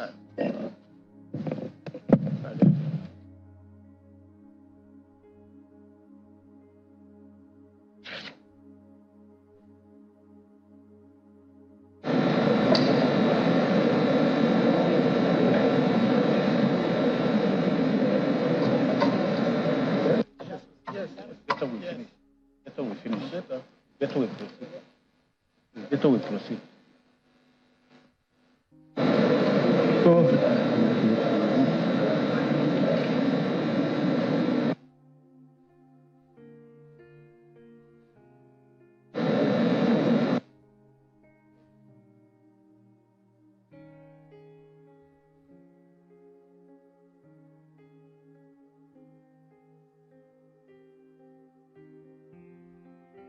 Well, we now proceed on petition number 5.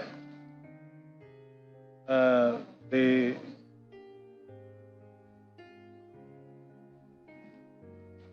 motions in that petition will be read by my learned brother, by my extreme right.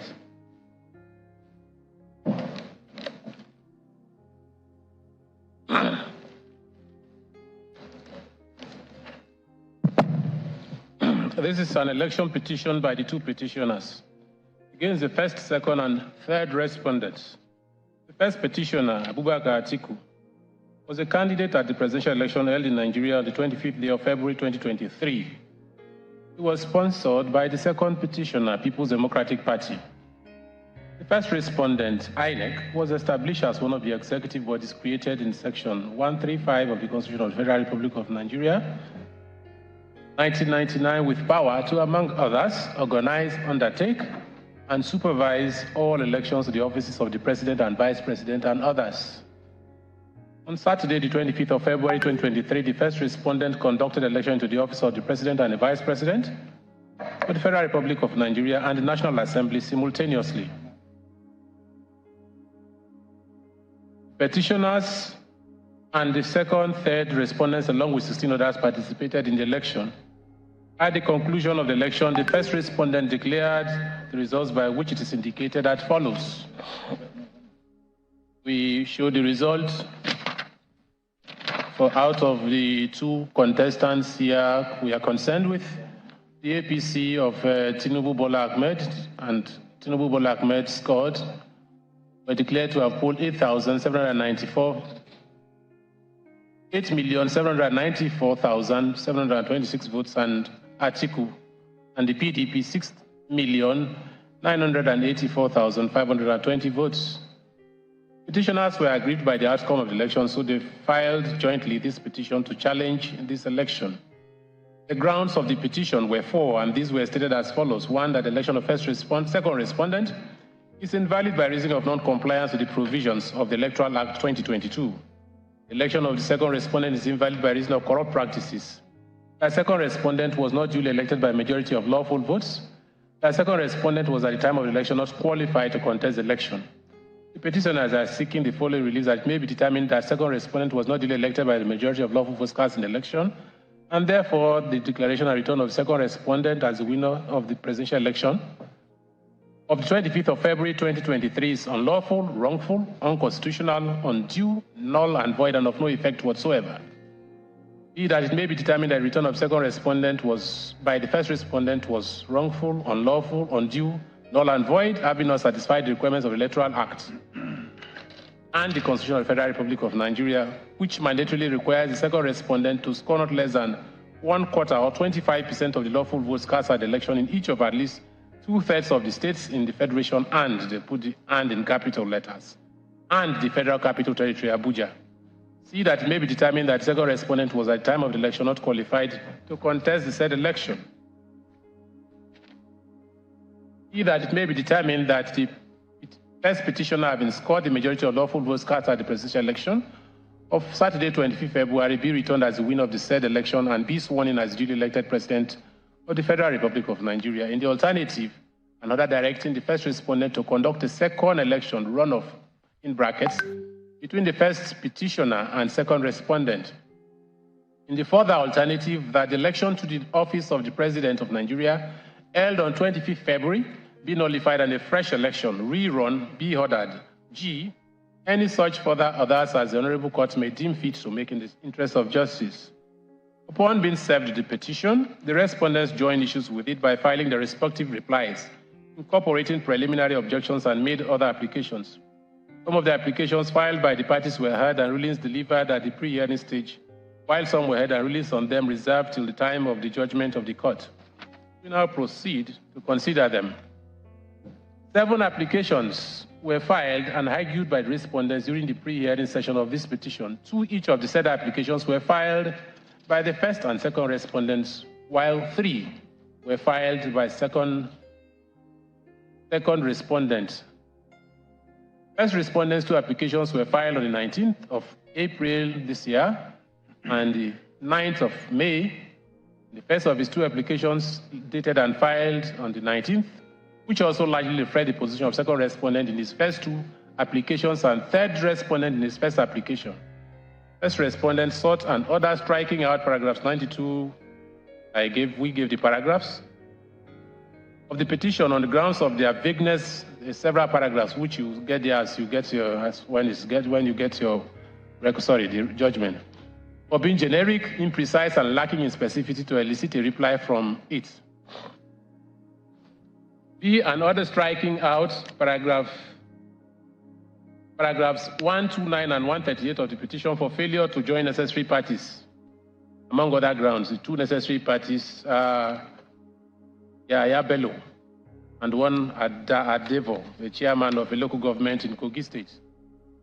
3, another striking out the ground of the petition that second respondent did not score majority of lawful votes as contained in paragraph 16C of the petition for incompetence and lacking in specificity and materials in the pleading for a sustenance.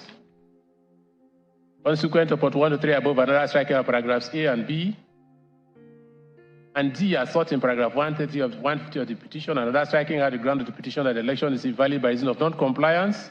Consequent upon 5 above, another striking out the ground of the petition alleging that the election of the second respondent is invalid by reason of corrupt practices as contained in paragraph 16B of the petition for lacking specificity and material parts in the pleading for a sustenance. 7, another striking out the ground of the petition that the second respondent was at the time of the petition not qualified to contest the election as contained in paragraph 16A of the petition for lacking specificity. 8, another striking out the ground of the petition that the second respondent was at the time of the election not qualified to contest the election. 9, consequent upon 1 to 8 above, another striking out and dismissing the petition for being incompetent, frivolous, vexatious, abusive. In the alternative to the above, another striking out paragraphs prayers A, B, C, and D of the petition as sought in paragraph 150 for being incongruous, contradictory, and self-defeatist. The grounds of the petition were stated there, and we set them out, which you get. Second respondent also filed a similar preliminary objection, application for us, preliminary objection, seeking striking out of the petition or portions of it. A single prayer on the application is an order of the court striking out jointly and or severally paragraphs 14 and 15, 19 to 81, 87 to 104, 108 to 128, and 133 to 150 of the petition for being fundamentally defective. The third respondent on this part in his first application on the same issue filed, we gave the date, sought similar prayers like first and second respondents. All 3 respondents also had issues with the replies petitioners served on them in response to their own replies. Their main complaint this time is that the said replies went beyond the ambit of replies and raised new issues and facts like particulars of the non-qualification of second respondent for the election and his dual citizenship of Republic of Guinea, all of which, according to the reply of the petitioners, impacts on his qualification as a candidate for the election. Those new facts, the complaint tended to amend or reconstruct the petition and so overreach them, even as they do not have any further opportunity to join issues petitioners on them. Other paragraphs of the replies, they said, did not raise new issues, but merely repeated averments already contained in the petition, and so have no place in the reply. For these same reasons, they sought striking out with additional statements, witness statements on oath, and list of documents that accompany the said replies. Besides the above, second respondent had a third application that was peculiar to it. In the said application, which was also filed on the 13th of May 2023, second respondent again sought the striking out of the entire petition, this time on the following four grounds: that the entire petition constitutes a gross abuse of the process of court by reason of an originating summons in suit number SCCV 354-2023, filed by the Attorneys General of Adamawa, Akwa Ibom, Delta, Edo, and Sokoto states.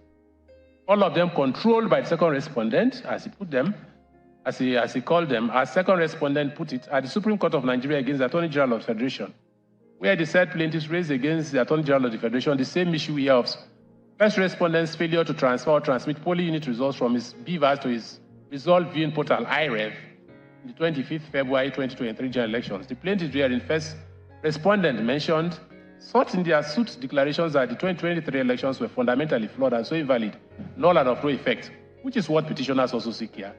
So this petition constitutes gross abuse of process. There were other grounds for that application, as I shall show later when considering it. All 7 applications were supported with affidavits and written submissions of applicants, which were in turn countered by the petitioners with counter affidavits and written submissions of their own. I shall now proceed to consider the merits of the applications. For ease of reference, I shall group the 3 sets of applications into groups A, B, and C. I start with the first 3 applications of respondents that attacked the validity of the petition and all its paragraph reliefs claimed and grounds on which it was sought. First respondent's first application, that is the one filed on 9th of April. I start with that one. First respondent set out the following issues for determination in his 9th April 2023 application.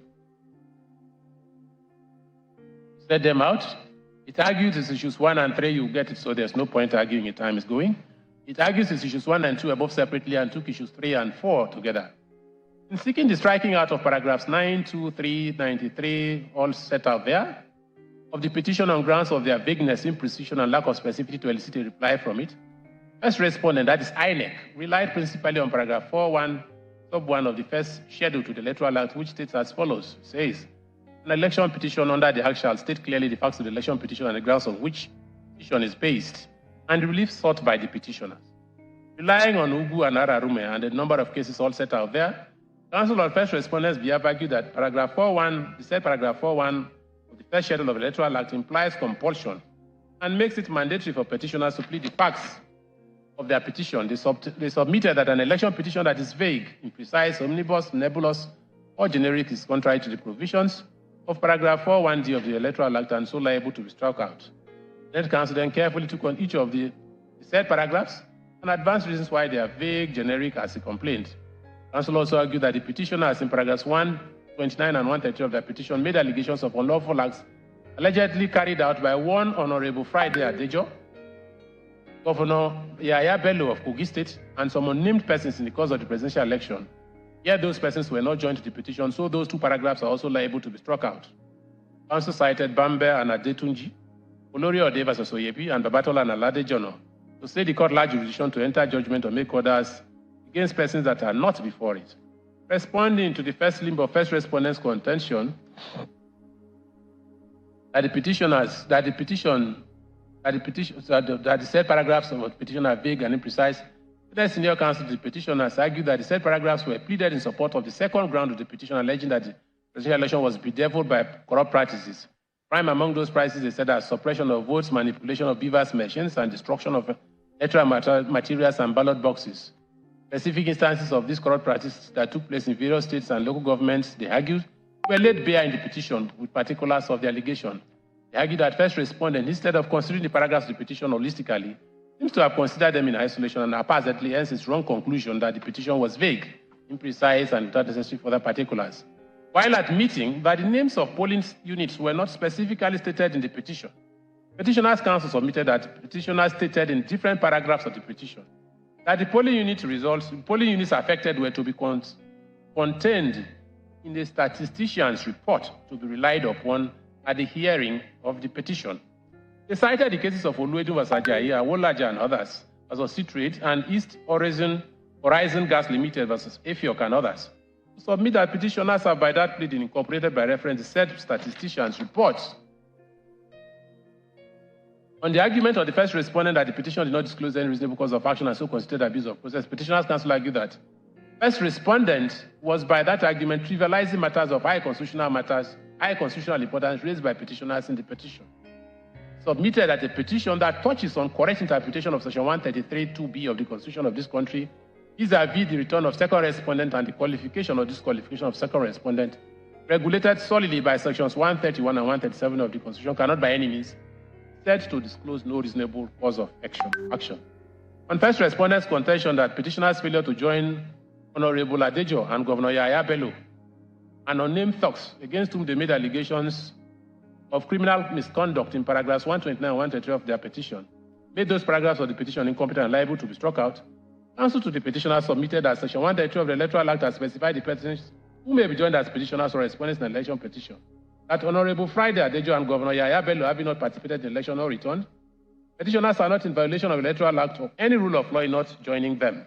Besides, they also argued, no relief was claimed against the said two men, so they cannot be said to be affected in any way by the eventual outcome of the petition. Now, this is the way we resolve this. My Lord, resolved it. Now, paragraph 4.1 of the first schedule of the Electoral Act, as amended, states thus: 2020 states thus: an election petition under this Act shall D. state clearly the facts of the petition, and the ground or grounds on which the petition is based and relief sought by the petition. This provision is so clear and direct that it does not require any aid in its interpretation. It simply restates in mandatory terms the first rule of pleading that claimants, in this case a petitioner, shall state clearly, quote and unquote, the facts of the election petition, end quote again, and the ground or grounds on which the petition or claim is brought. This requirement/duty to plead one's complaints and facts clearly in the statement of claim / petition, not reply, is a basic rule of pleading even in ordinary civil proceedings. Emeka Agu in JSC, Natonda versus Ajani, put that point across most forcefully when he said that, and I quote, he said, "It appears to me that rule which required every fact, upon which a party intends to rely at the hearing of the hearing to be pleaded, goes to the fundamentals of justice.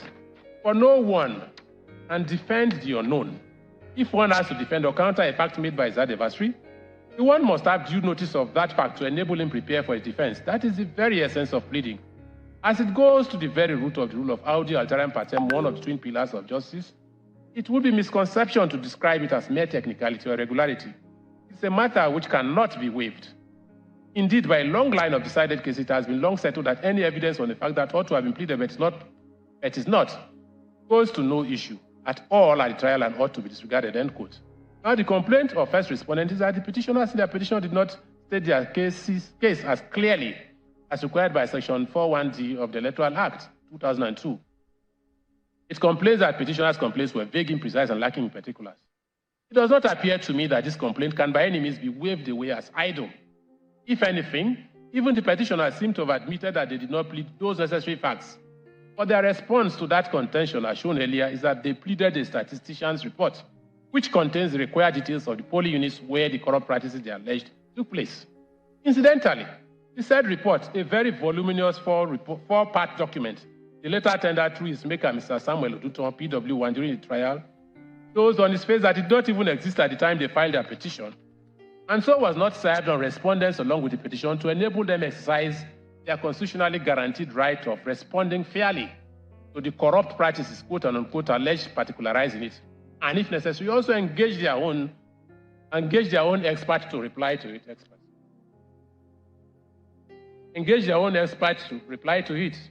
Yes, the principle of incorporation by reference relied on by them, that is petitioners, is part of our adjectival law and is supported by a fairly long line of cases, including MMA versus NMA, Ekpemupolo versus Edremoda and others, JFS Investment versus Brawalai Limited, Elo versus Idaosa, Abode Brothers Limited versus Niger Construction Company Limited and another.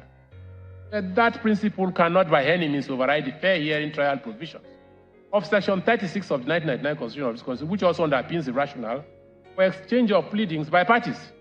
See once again the dictum of Naimeka and Atonda and Ajani already quoted. A statistician's report that is supposed to contain missing particulars in a petition, that which was only filed in the middle of hearing of the same petition, long after the time for exchange of pleadings had closed and even after petitioners had called as many as 16 witnesses in proof of their case, as happened in this case, cannot serve that purpose of audi alteram partem. Let the other party also be heard too.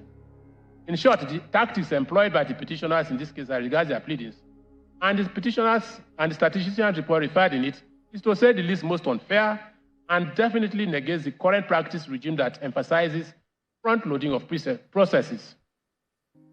Such dishonorable practice can only be likened to the unlawful boxing tactic of hitting one's opponent below the belt or from behind, which in the sport of boxing is penalized promptly with deduction of points. It cannot be different here. The said statistician's report, which is exhibits PAH1, PAH2, PAH3, and PAH4 in this proceeding must be and is hereby discountenanced. That conclusion should make the resolution of this issue of imprecision of the petition fairly easy. I shall nevertheless want to exercise caution and still consider the paragraphs of the petition attacked by first respondent, but it shall only be as they stand in the petition.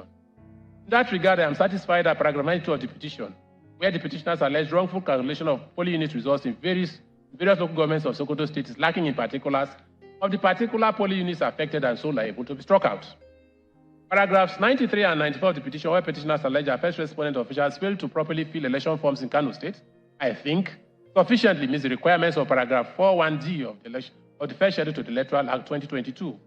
Paragraph 95 of the petition, where the petitioners allege that results in unspecified polling units in some local government areas of Kogi State were, quote, manipulated through and by the inflation of the second respondent's votes and depletion of the petitioner's votes, end quote, is in my opinion bad for vagueness, not only as to the polling units where the alleged manipulation occurred, but also as to the actual lawful votes of petitioners and second respondent allegedly depleted and inflated respectively. The need to plead the exact figures of votes affected by the alleged manipulation becomes even more crucial, in my opinion, when account is taken of paragraph 15 of the first schedule of the Electoral Act, stating that, and I quote, this is what that paragraph 15 says, when a petitioner claims a seat alleging that he had the highest number of valid votes cast at the election, which is what the petitioners are doing here, the party defending their election or return shall set out clearly in his reply particulars of the votes, if any, which he objects to, and the reasons for his objection against such votes, showing how he intends to prove at the hearing that the petitioner is not entitled to succeed. Second and third respondents can only properly exercise their right under this provision, requiring them to, quote, give particulars of the votes claimed by the petitioners that they object to and the reasons for the objection against such votes, after petitioners have themselves set out clearly the lawful votes depleted by the manipulation alleged by them. Paragraph 97 of the petition, in my opinion, are matters of proof at the hearing, even more so as the petitioners have stated in those two paragraphs that the disruption of elections in Adavi and OKE local government areas of Kogi State by agents of second and third respondents alleged hearing was captured in video recording, which they petitioners would lead evidence in proof. Paragraph 98 of the petition, where petitioners alleged that elections in 10 polling units were disrupted and there were no results from the said polling units, end quote, is bad for vagueness and specificity, insofar as it does not specify the affected 10 polling units. It is therefore also liable to be struck out. I am also of the opinion that paragraphs 99 and 100 of the petition, also attacked by first respondent, has to do more with proof, which is a matter for the substantive hearing, especially as infractions complained of in them were again, according to petitioners, captured in a video recording which they promised to rely at the trial. Paragraph 101 of the petition, where the petitioner simply complained of failure of first respondents officials to properly fill election material, seems to me sufficient pleading. Paragraph 102 of the petition, where the petitioner simply alleged that infractions occurred in polling units unidentified in various local government areas of Kogi State, and what these failures enabled the results of the polling units in the said LGAs to be manipulated through and by the inflation of second respondents' votes, and the depletion of petitioners' votes is bad and vague as to the particulars of the specific polling units and votes of petitioners and respondents affected by the said manipulation of inflation and deflation. It fails to meet both the requirements of clear pleading of facts of the petition and paragraph 15 of the first schedule of the Electoral Act aforesaid. In fact, the following dictum of the lead judgment of Tabai GSC in Belgora and Ahmed clearly says so, my lord. We have already produced all these things in, CA03, and we don't intend to read. In any case, you'll get it and you'll see it. He also PDP versus INEC. For the same reasons, I am also of the opinion that paragraph 103 of the petition, where the petitioner simply avowed generally that, quote, first respondent wrongly entered incorrect results for the petitioners in Borno State, is bad insofar as the polling units in Borno State affected by the incorrect results are not stated. I am, however, of the view that paragraphs 104, 105, and 106 of the petition sufficiently plead necessary facts to elicit appropriate response from respondents, even more so as paragraphs 104 merely alleged bypass by first respondent use of beaver elections. The presidential election in Benue State, while paragraphs 105 and 106 simply stated the petitioner's ground that second respondent was not elected by majority of lawful votes. In respect of paragraph 104 of the petition, first respondent complains that the petitioners there contended that the entire results of the presidential election were wrong, yet they did not plead the results they perceived to be correct, so it is also vague pleading. I am of the view that that complaint is better considered while considering the merits of the petition. That is even more so as it appears to us that paragraph 104 seems averred to by petitioners to meet the provisions of paragraph 4 sub 1 C of the first schedule of the electoral act that requires them to state in their petition, among other, the scores of the candidates in the election. To that extent, paragraph 104 cannot be faulted by application at this stage, let alone sought to be struck out in limine. Paragraph 105, 109, 110, 11, 12, and 113 of the petition merely pleaded facts as to whether second respondent, who by first respondent's own showing did not poll up to 25 of the total votes of the Federal Capital Territory, was properly returned by first respondent having regards to the provisions of section 134B of the 1999 Constitution of the Federal Republic of Nigeria and other relevant statutes. It is therefore in order. I am afraid paragraph 114 of the petition 115 and 116, and paragraph 4, where they said purported results from 6,418 polling units have and indicate zero accreditation, and paragraph 118, where they have that critically, paragraph 118 and 119 are all bad for lack of particulars of necessary facts. As for the statistician's report, again referenced by them for the said particulars, I hereby reconfirm my earlier finding and conclusion on it. Paragraph 120 of the petition is not challenged by first respondent, so I shall overlook it, at least for now. Petitioners in paragraph 121 of the petition allege that first respondents, presiding officers of polling units, failed to properly fill and countersign alterations in election forms, including forms E, C, 8B, and blah, blah, blah, but they did not mention the polling units, what local government and state said infractions took place. They simply reference the same statistician's report. This paragraph is bad for imprecision and so also liable to be struck out. Paragraph 122 to 125 of the petition are not challenged by respondents, so I shall skip them. In paragraph 126 of the petition, the petitioners complained that all over Nigeria, there were manifest cases of overvoting. The total of the affected polling units in the various states are set out in the statistician's report, pleaded and relied upon by the petitioners. This pleading is also, end quote, sorry. This pleading is also bad for vagueness. My earlier position on the statistician's report referenced by the petitioners is also reaffirmed. Paragraph 127 and 128 of the petition are not challenged by first respondents, so they are also skipped. I do not share the view of first respondent that paragraphs 129, 130, that's INEC, that paragraphs 129, 130, 131, and 132 of the petition are bad for lack of imprecision. Petitioners in those paragraphs carefully pleaded the specific polling units and numbers of votes therein that they claim were affected by the cancellation of elections complained by them. I am, however, of the opinion that the second complaint of first respondent against paragraph 129 of the petition, that is also deserves to be struck out for petitioner's failure to join Honorable Idajọ, chairman of Oloma Boro local government of Kogi State, accused by them of having led thugs at gunpoint to force electoral officers in named polling units in Oloma Boro local government to declare concluded elections in the said units cancelled, is well made. The petitioner's response that not only was no relief claimed by them against Honorable Idajọ, he did not even participate, quote unquote, in the election, neither was he returned, so it's not a petition contemplated by Section 132 of the Electoral Act to be joined to an election petition. It's not a valid response. Section 133 of the Electoral Act only deals with the issue of which contestant of an election ought to be joined in an election petition by a co-contestant. It has nothing to do with the issue of joining of third parties against whom allegations of electoral infraction are made by practitioners, as in this case. Such petitions must be joined to the petition if the court is not to be exposed to the risk of infringing their fundamental right to fair hearing guaranteed by the Constitution. It is also of no moment that no relief was claimed against such persons in the petition. What is important is that allegations of electoral malpractice, which will require the court to make findings, including condemnation of the alleged conduct, where necessary, are made in the petition. Support for that position can be found in Wankwo and Yaradua, where Muntaka Kumasi JSC, after reproducing the provisions of the then newly enacted Section 1441, Sub 2 of the Electoral Act, which is now Section 1332 of the Electoral Act 2022, and confirming that that provision had done away with the old regime of the Electoral Act that required petitioners to join all relevant electoral officers of INEC that conducted an impugned election.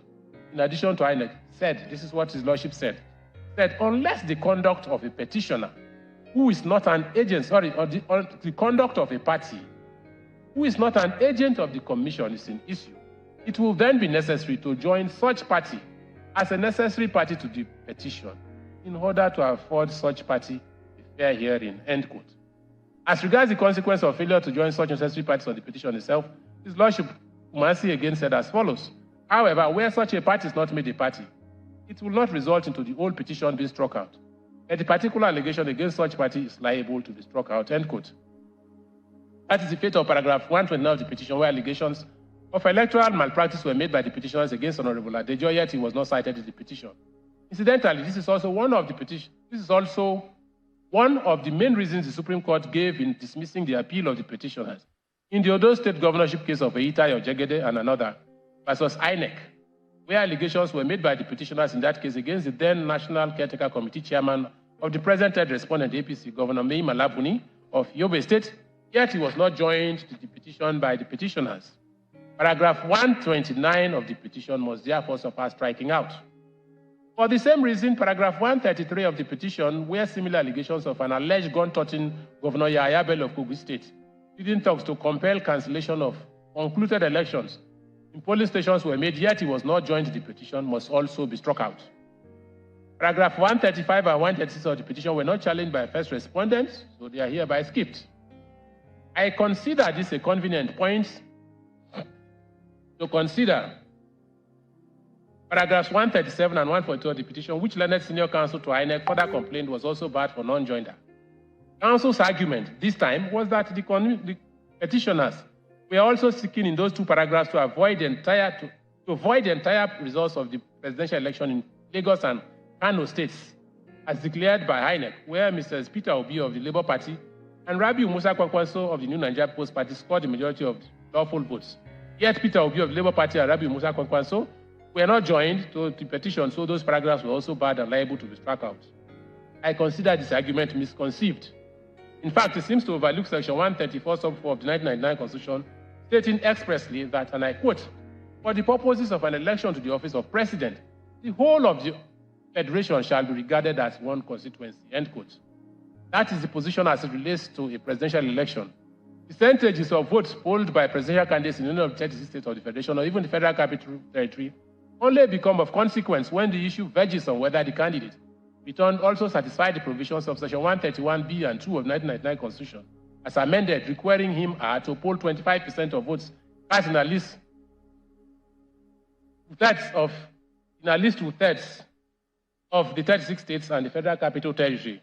Outside of that, how many votes a presidential candidate polled in any of the states of the country is of little significance in an election petition challenging return in a multi-party presidential election. It certainly has no bearing on the question of who an aggrieved party challenging a presidential election return should join to his petition among the candidates that contested the election with him. By Section 133 of the Electoral Act, the only other candidate in the election the petitioner can properly join to his petition, the person returned as the winner of the election. See further on this, the cases of Buhari and another versus Yusuf versus Obasanjo and 50 others, Obasanjo and Yusuf versus others, see particularly Buhari and another versus Yusuf, where it was said by, and I quote, by the Supreme Court, where it was said that, and I quote, an unsuccessful candidate in an election cannot be made a party to an election petition against his will, end quote. We also do not agree with first respondent that paragraphs 141, 41, and 142 of the petition were vague or imprecise. I do not, sorry.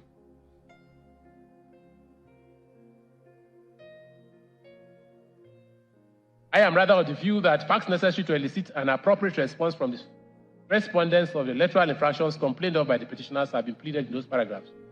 I, however, agree with first respondent that paragraph 142 of the petition, where the petitioner simply complained that first respondent deliberately entered wrong results.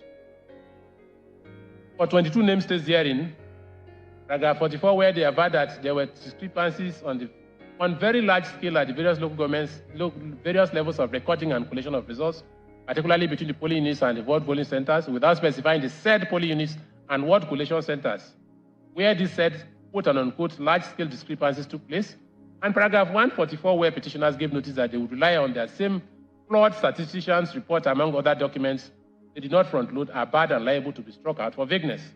Paragraph 142 of the petition, where petitioners simply stated as ground 4 of their petition that the petitioners aver that second respondent was at the time of the election not qualified to contest the election, not having the constitutional threshold, quote and unquote, that is all they said, is also imprecise and vague, as it gives no particulars of any of the several qualifying and disqualifying factors set out in sections 131 and 137 of the Constitution.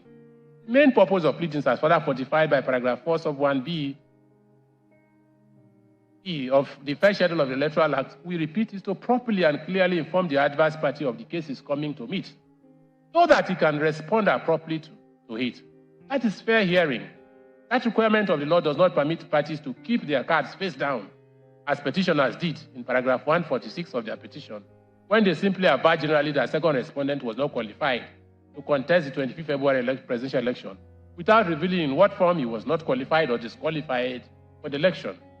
That paragraph of the petition falls far short of the requirements of paragraph 41b of the first schedule of the Electoral Act, and so liable to be and must be struck out. Conclusion on issue 1 of first respondent, the sum total of all the foregoing is that while paragraphs 129 and 133 of the petition are liable to be struck out for non-joinder, to which Mrs. Idajọ and Governor Yahaya Bello of Kogi State accused in the petition of committing electoral malpractices, paragraphs